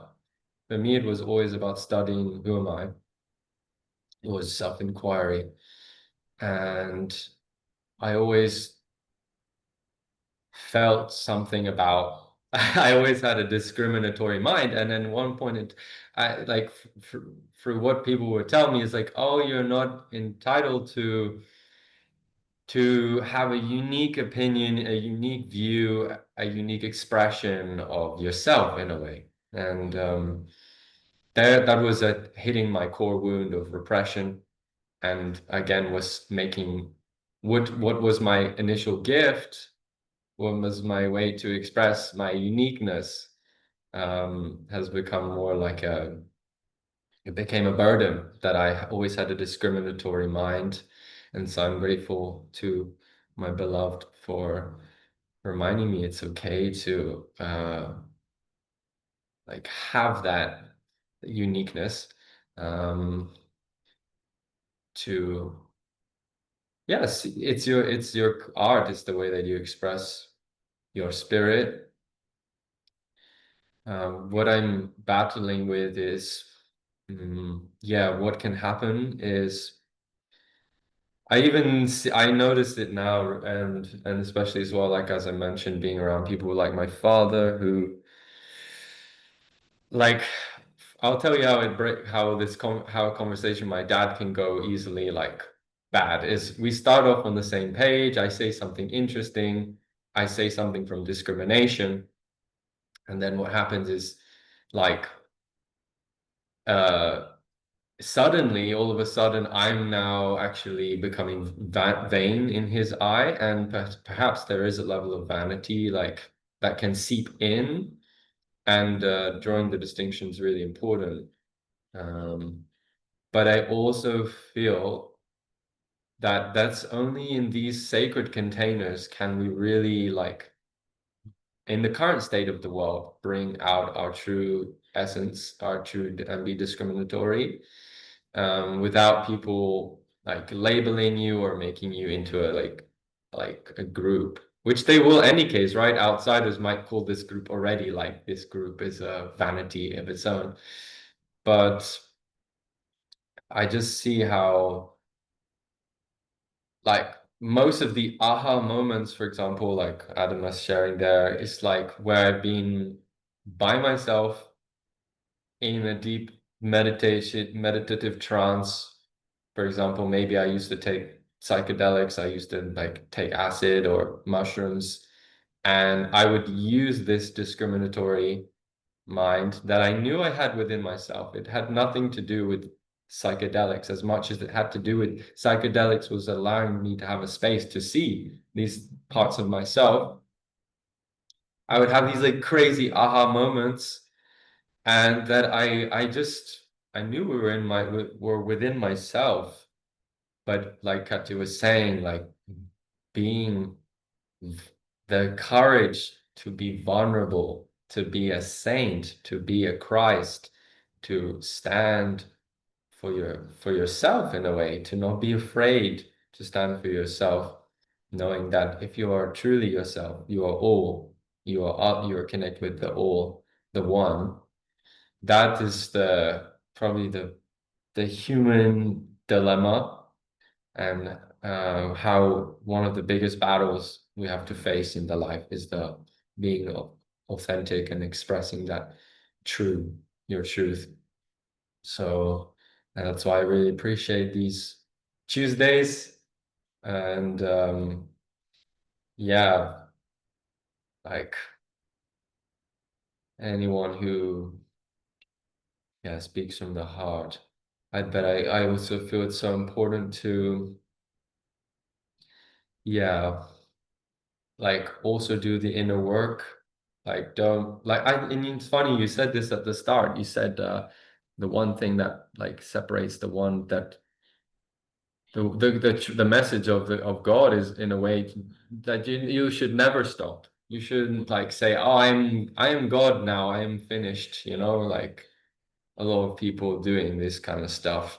In fact, most people who are giving satsangs, who claim to be like gurus and things, tell me, have they really reached God? Like that's a dilemma a question that most people wouldn't see. They just are, they're addicted to vanity, in fact, unfortunately, as what I've seen in the spiritual community. This guy sits in the chair and he looks Indian and he, you know, like cracks jokes. But let's really ask what is the intention there? What is there purity there, which we're going to head toward? Is there purity? And that's only in that purity, what I say is when God is fully present with us. And yeah, just I see how we have to do that work. We have to do inner work as well. Keep expanding. Keep trying to shed this old skin, the old skin of the snake, but at the same time as well, don't be ashamed to speak your core value, because that's the creative spirit in a way. Yeah, that's me. Thank you.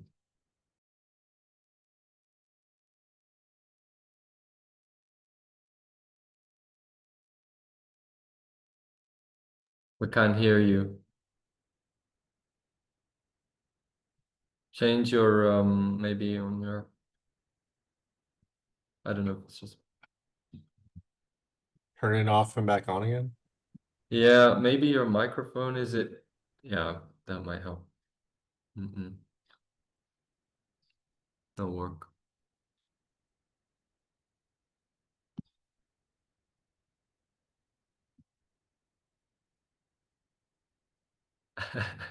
Maybe not use it. Change your, if you go to audio, click on this audio on that bottom. Oh,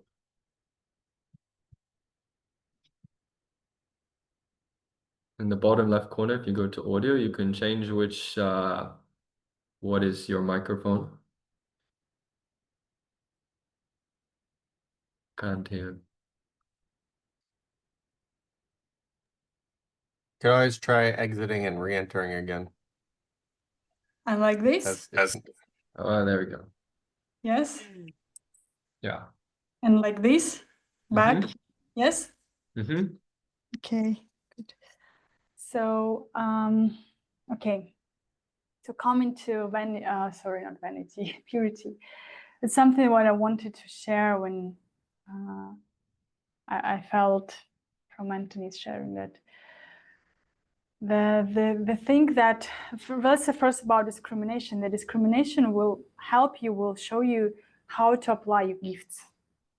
The role of the discrimination is to help you, to show you direct path, not even path, but to make you apply your gifts, make them express your gifts in the most authentic way, and in a way to awaken gifts of others. And when we come into purity and we come into heart and we come into definition of what the true love is here in the purity, we will see also that, for example, on the shadow level, the love is the most terrifying things for the vanity, because the vanity, it didn't know, it can't receive love. To receive love for vanity is it's like a poison, because the love is what breaks the vanity. It's what, in a way, destroys the vanity, because it's showing that there is no separation. And I could say, even from, again, the experience that I was feeling that, let's say sometimes we go with my partner to, we can say, high dimensions or whatever, high consciousness, and experiencing the true love and ground in there. But then the different shadows can come up, that is where the love is not integrated in the lower self. And in these moments, it needs vulnerability, like, for example, what happened yesterday and today. This moment, it needs courage, not to close in avoidance, but to show up and to, again, be accountable for yourself, and to also just hold space and to coming back to light, and not to pretend and not to avoid and not to deny love, and just being in vulnerability to let the love in. That is also interesting when I said about higher self and lower self, I realized that one of the way of how vanity will work, it will make us kind of more attach or connect with higher self and make lower self as bad. That is another separation, because if we will see again from the Jinkies perspective, and if we see what the core wound is, that is also the vacation, the message in a way, not the message, but the fuel, this inspiration spark, and what we came here to share with the world. And at the same time, it's a core wound. It's the point of separation between lower bodies and higher bodies, like higher self and lower self. And none of this is higher self is not better than lower, is not better than lower self. But what we have to do, because the core wound is like a portal, and like we say a lot of times, when we feel the pain of something, the core wound will stop the light and love of higher self and like higher dimensions come into the lower self. And we have this way, and if we work in our core wound, in our line and key at the shadow, we will realize the mechanism how we always protect. That's, in fact, I have a method I call Dream to Real, when I help people to move to their highest time, like better timeline, let's say, or dream reality, whatever we can call it. But first we work with a core wound, because the core wound is like that scenario, like this is your drama scenario. This is how you always will contract. This is how different stories, they come to this core mechanism. Different levels of protection, different shadows, they come to this core mechanism. But then, the funny thing that we can't heal the core wound, because it's not here to be healed. It's here to be accepted. It's here for us. So the more the light of the higher dimensions is coming through this portal, instead of us contracting, because the light and love is what bringing all the shadows can cause pain for the ego. Instead of contracting, we need to open more and relax and soften, let the light come deeper and deeper and deeper. So the core wound, it's became a portal through which the light is coming all the way in, and there is no separation anymore. This is what the core wound is really. It's not a wound. It's a portal of how God enters you. But if you react through separation, this is where you make it become a wound. If you open and soften, when you let love in, that what happens is that the light comes to your lower bodies, and it's like tuning. That's a tuning all the frequencies, where your lower self, or there's a physical, emotional, mental body, comes into alignment with the higher bodies, and it's like a melody, things from you. That's where you can fully express God through your thoughts, your emotions, let's say your feelings, and your physical form. This is where the light and love is fully shining, and what we call you become embodiment of your true self and of the love itself.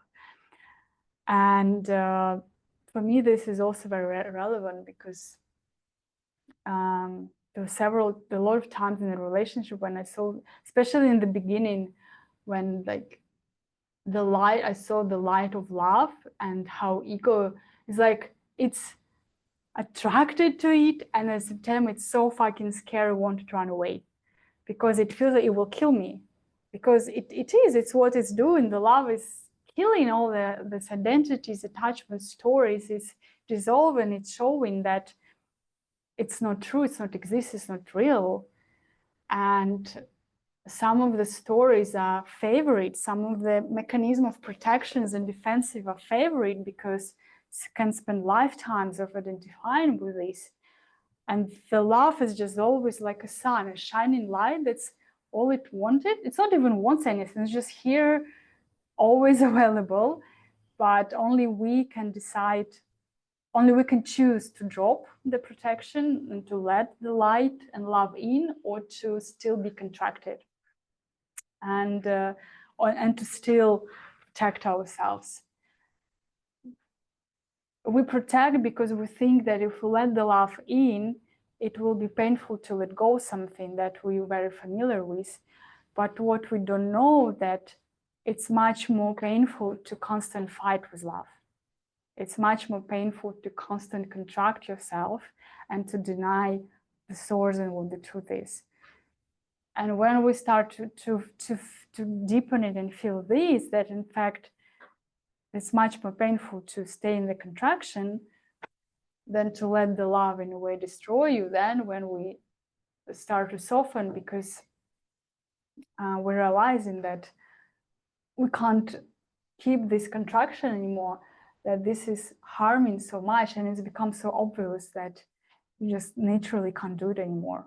You rather die in love than stay contracted in this separation, let's say. And yeah, that's when we come to purity. The purity, the city, is what this old romance story that we ever heard, coming back to purity, coming back to innocence of the inner child, finding what the true love is. That is not romantic love.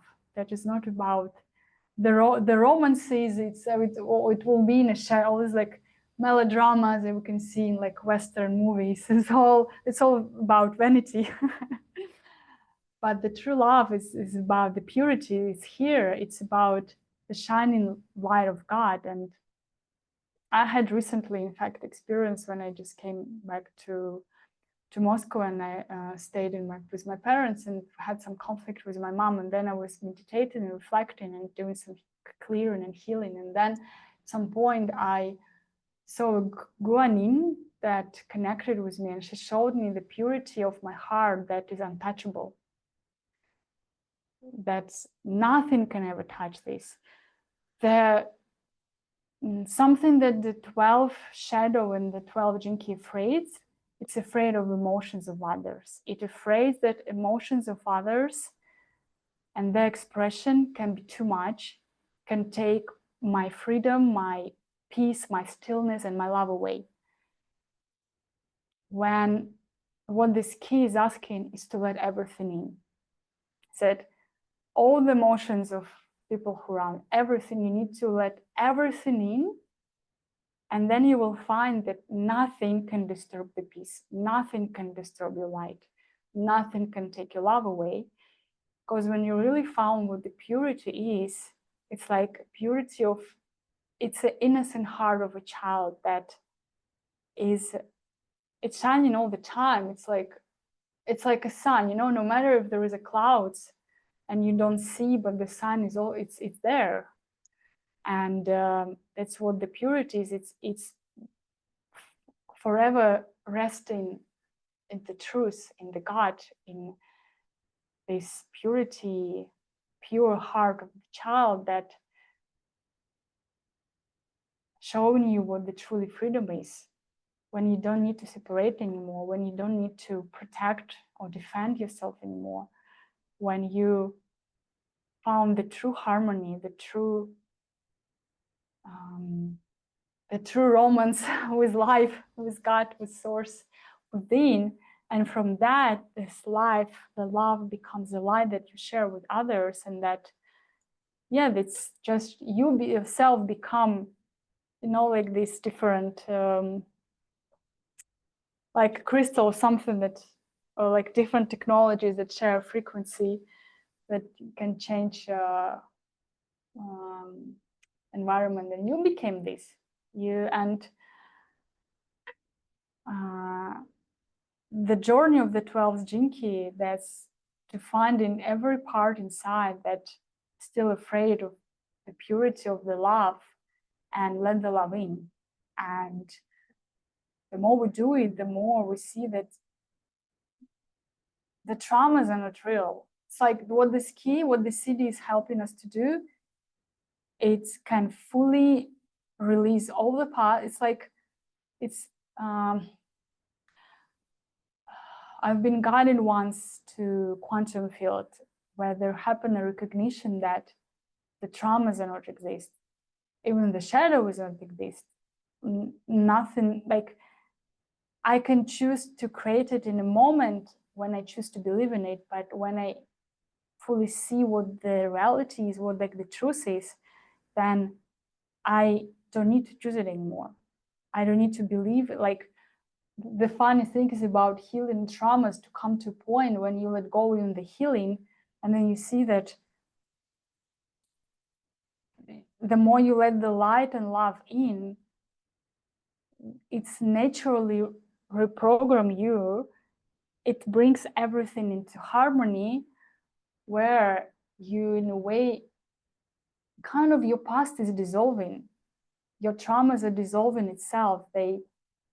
You come into a state where it can't affect you anymore because it's like not exist. And the funny thing that, again, how everything is aligned is that I'm now in a place where I said I haven't been for a long time. And a long time ago when I was a child, here it was some, let's say, big core wound trauma happened here. And my doctor kinesiologist, we've been working on reprogramming and transmuting the kind of that in a way that it never happened. And doing this, I found that, whoa, it's like it's then becoming absolute new self that never needed healing, even that never needed all this journey. And I found it was scary for my ego not to let go of the trauma, but to let go attachment to all the paths that happened after that, all the identity that had been formed of all that healing journey and everything. And funny that I'm here now during this jinky that is saying when you come to purity, you just like, you dissolve the past, everything, like never, it's like kind of like it's all never existed, because never, nothing exists than just the purity of your soul. And when you ground in it, when you let it be, when you let yourself soften and relax in it, you just see the truth, and it's just become not even true nature, is like, how to say, it's become natural for you to rest in this state and to share with others from that state of being. And then I would say you realizing what the true love is, that it's not something that gives you goosebumps or butterflies or romance. It's something that in a way kills you, just so you to recognize that there's nothing ever existed that love, and you're love, and you've never been alone. That's why you didn't. What the shadow needs is this like space of loneliness and freedom. That's in the city you found that you've never been alone, because you always one with everything, and you can't need space because you are all the space. You are everything. You are love. So, and it doesn't have any limits, and nothing can affect it. Nothing can take it away, and that's a kind of forever state that you are in, and you just have to let it in yourself and let your heart to be open. So maybe on this note we will go to short meditation. We can close our eyes or stay with eyes closed if you already done it, and just take a deep breath and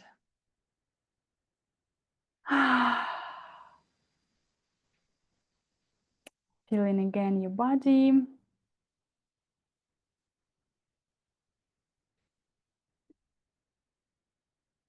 Feeling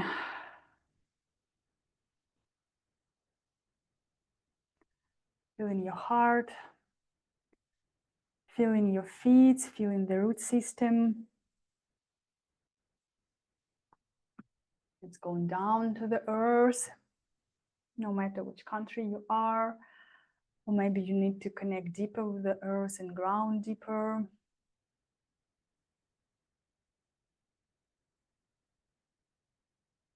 Let your root system go deep and also wide. And then you breathe in the energy of the Mother Earth into yourself. And let it go up through all your body, from your crown to the center of the universe, into the source.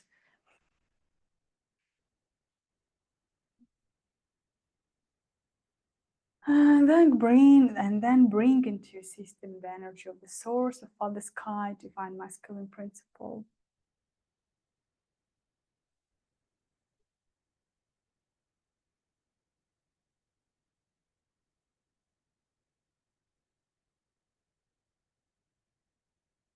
Going through all your system and through your spine, deep to the core of the earth.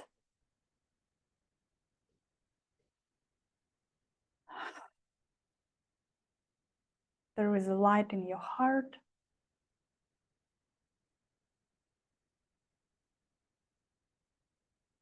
And a rainbow sphere around you.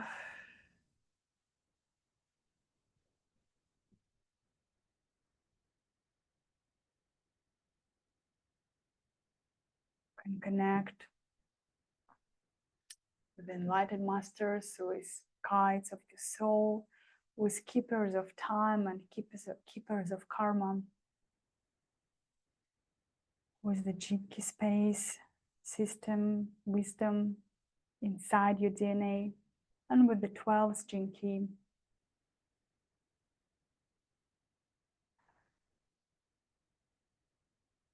And with the shadow, first of all, let's connect, let's see the shadow Vanity.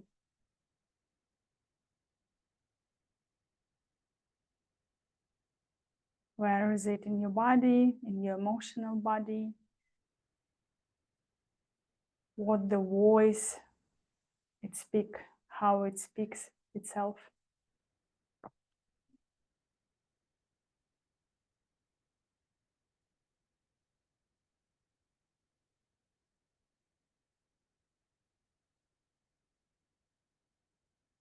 And just breathe into it. Maybe if we want, we can now invite the contracts or limitations and ideas that are keeping you in the shadow. For example, I can't open for love, or like the love is not safe, or whatever is coming into you. Imagine it like a contract, like a document on a paper.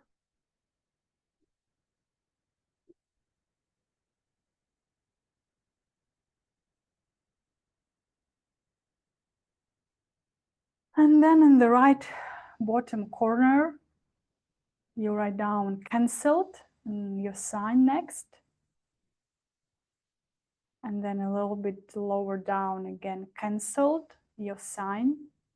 And again down, lower down, cancelled, your sign. And saying what are you cancelling, which belief, which contract, which idea you're cancelling.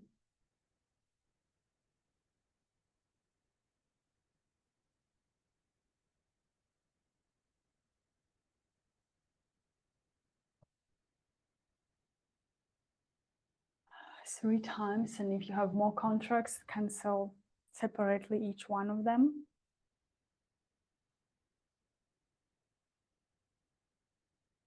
And let's tear it apart into small pieces. And give it to purple violet flame. Let it burn and let the energy be released. Going up to source, back to source. And then purified energy going back into your system. Reprogramming and restructuring your system to alignment with your higher self, with truth and love and God.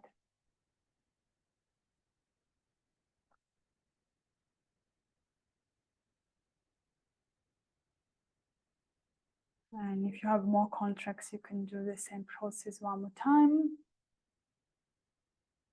or just stay in presence, contemplating and giving love to the back.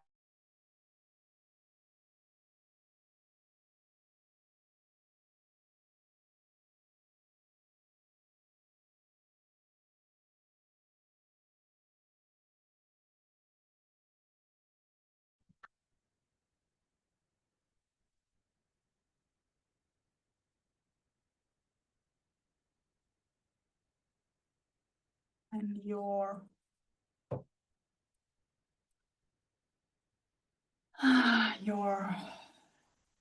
sign again.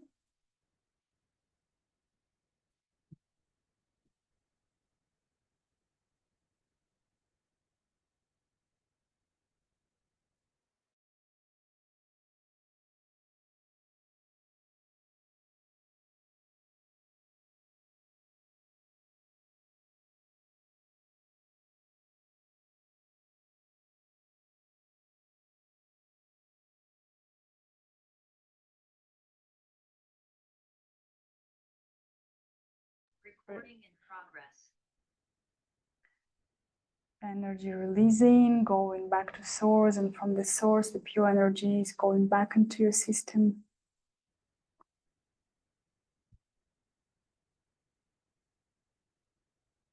And when the light is entering your system, your frequency is moving up, is moving to a gift of discrimination.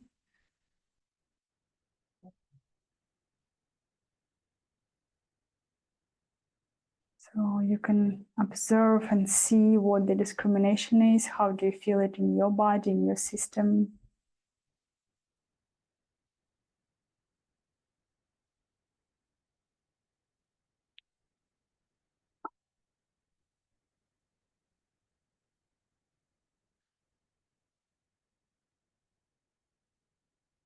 What the way how God and love wants to be expressed through you.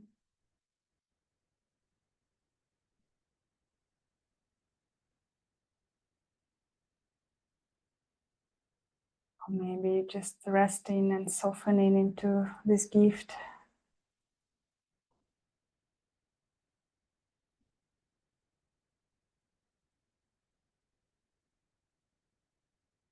And slowly inviting the city of purity.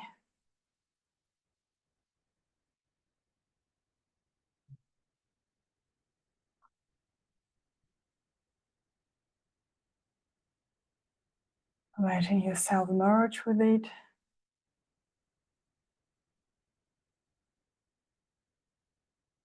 Coming back home to a purity of your heart.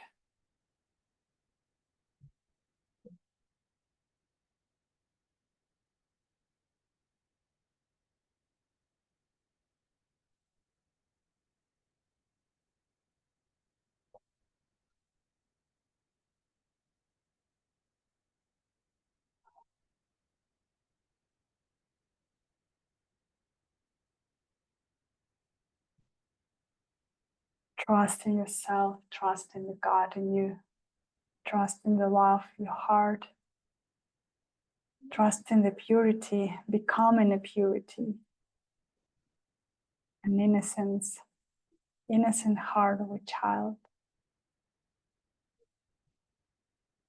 but always free. Purity that nothing can take away, nothing can harm, nothing can take this lie away from you.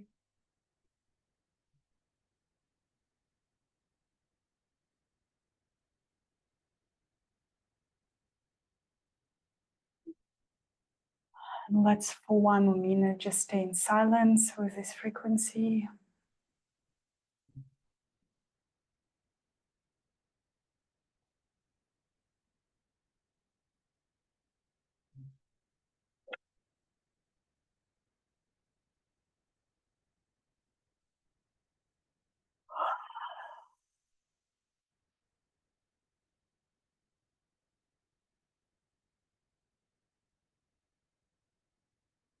Fully trust in the light.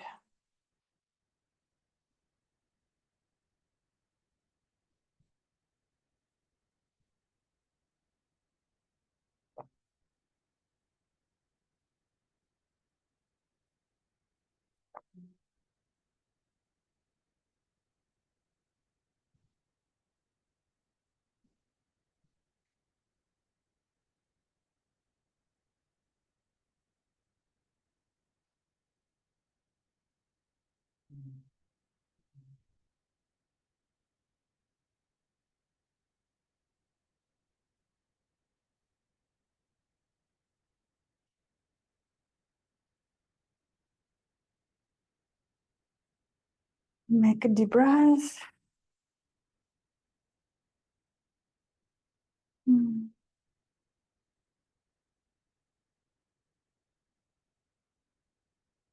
Staying in this frequency of purity.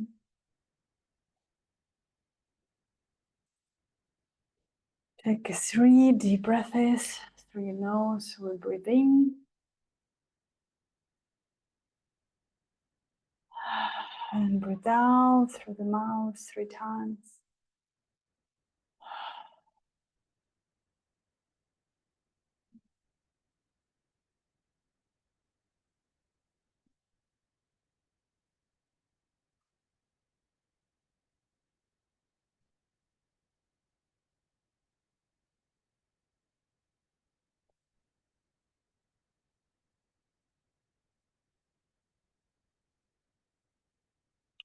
You can rub your palms if you want.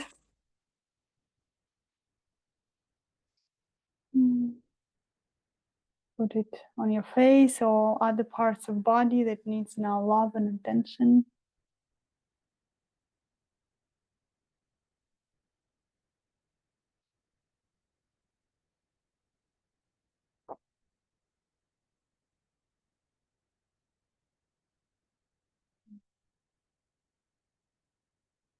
Then when you're ready, you can open your eyes.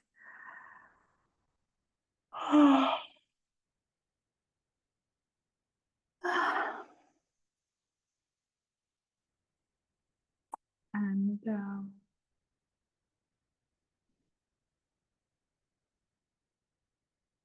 my camera gets reversed somehow. 1 second.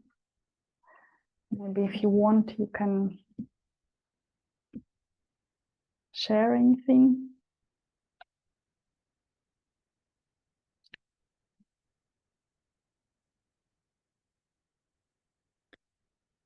Or stay more in the space and just contemplate.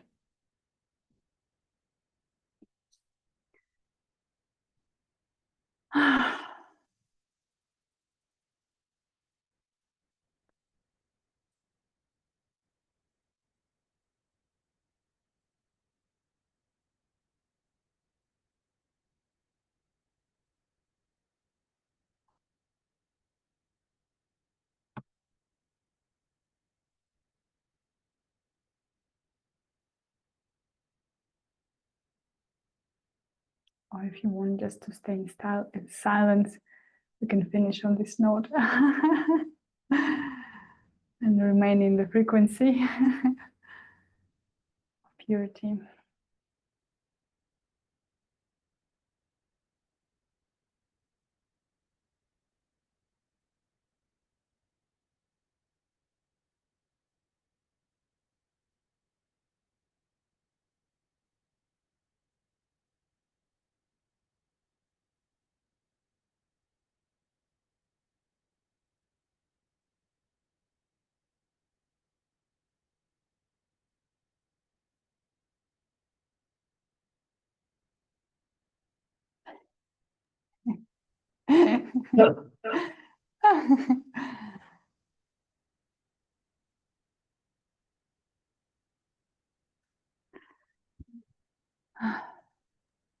Spirit child says,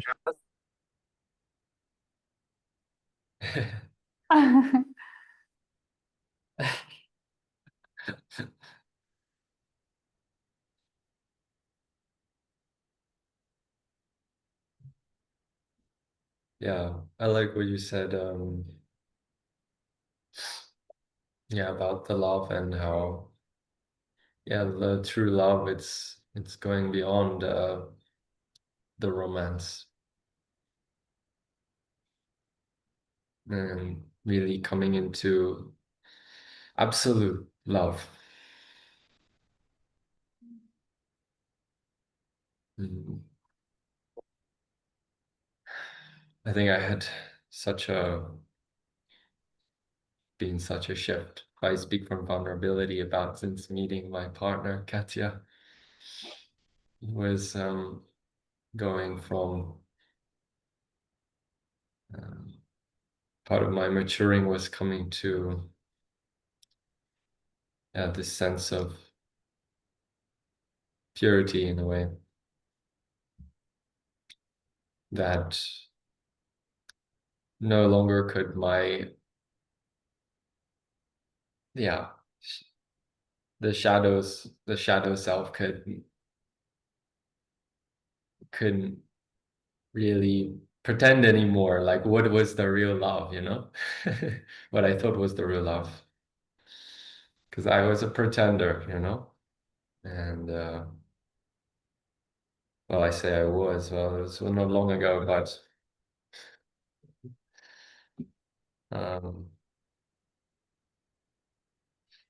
I see how maybe this element of grace that helps and is connected with this key number 12, because in a way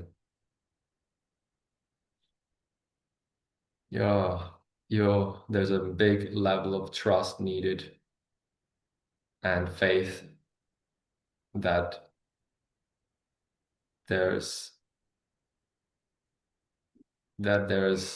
love there, and that there's in being vulnerable and being yourself.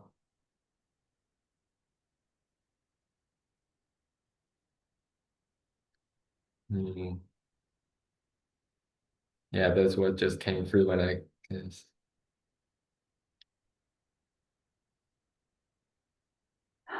Thank you.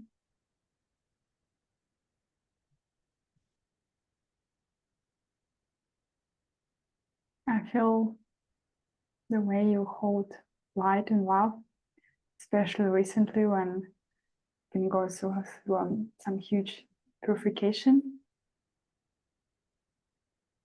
is what I was saying there. The true love is what, in a way, the enlightenment is what the grace is, that I saw what the love can do, and I could say like your love, but it was just the love that you held. You just were this love in the moments of, let's say, some darkness, my darkness, and I saw what the love can do. And this is the biggest miracle that can ever happen to anybody.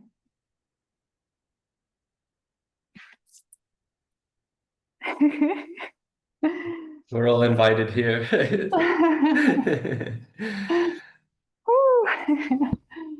Yeah, that's the thing. You know, one of the things I was always also thinking was, you know, when we were doing this contract thing, I'll speak from honesty, like one thing was coming through about twin flames, that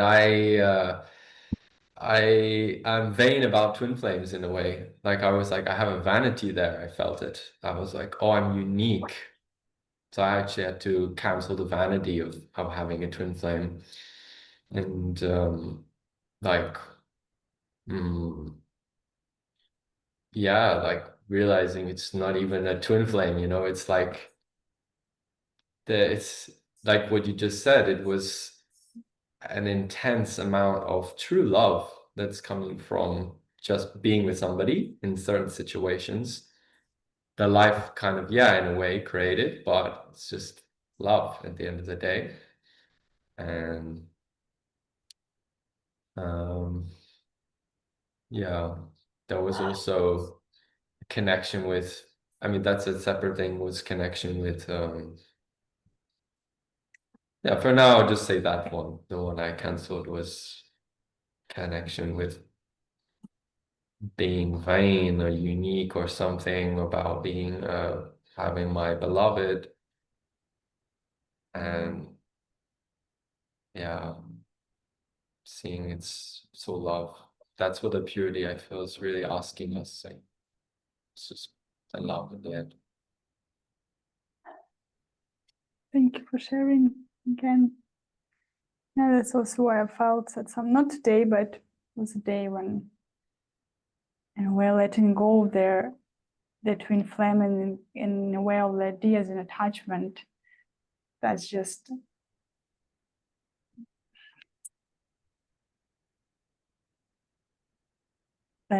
opening more space for the love.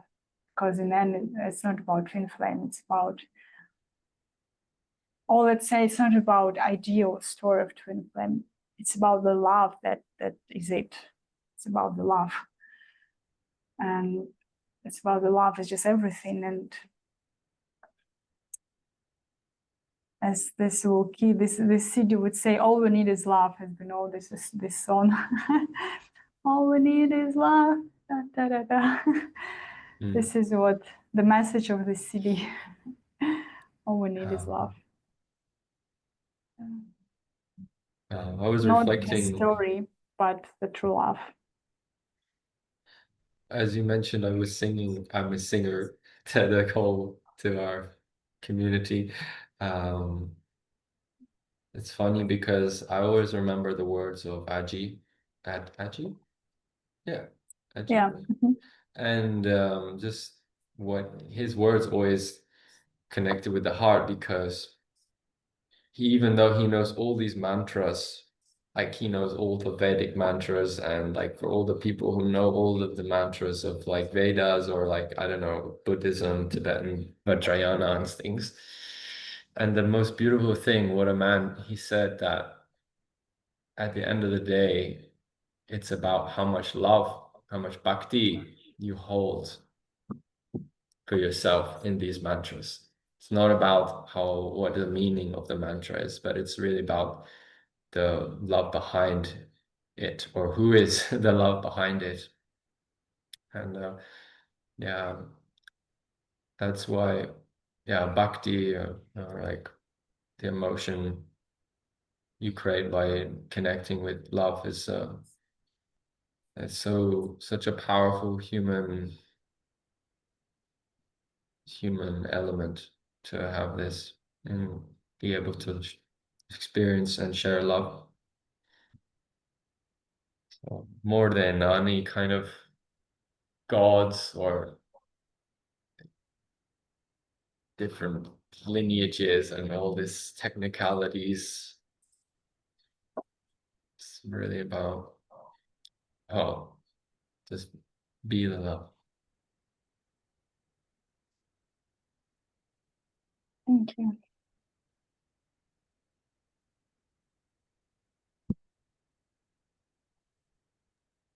Thank you both for sharing openly and vulnerably.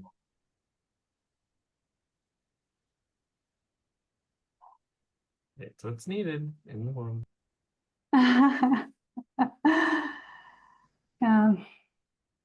Let's just share more open and vulnerable, as this is a key ingredient. Our vulnerabilities and things that can melt the ice.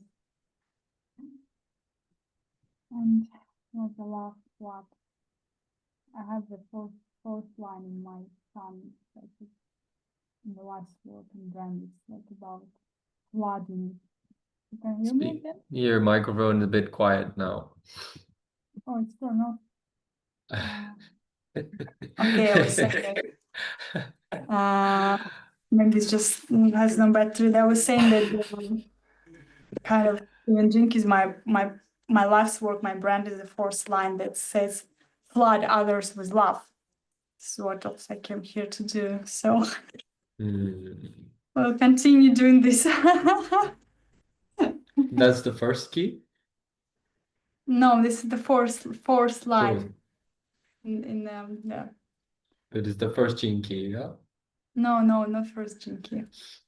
It's a line in the life's work. It's a different. It's just came to me because it's flood with love, and then what came to me because it's part of what I came here to do: connect others with heart and flood them with love. So through the grace. So among other things. Okay, thank you so much for your presence. Everybody who've been watching here online, who will watch in the recordings. if you're watching the recording, please share your contemplations, feedback, your reflections. It would be much appreciated. And just let's continue the journey and meet next week for the next Gene Key, and stay in tune even if we're in different countries, but the love is what unites us all, the purity. Thank you. Thank you both. You guys. Keep loving. Bye. Amen. Bye.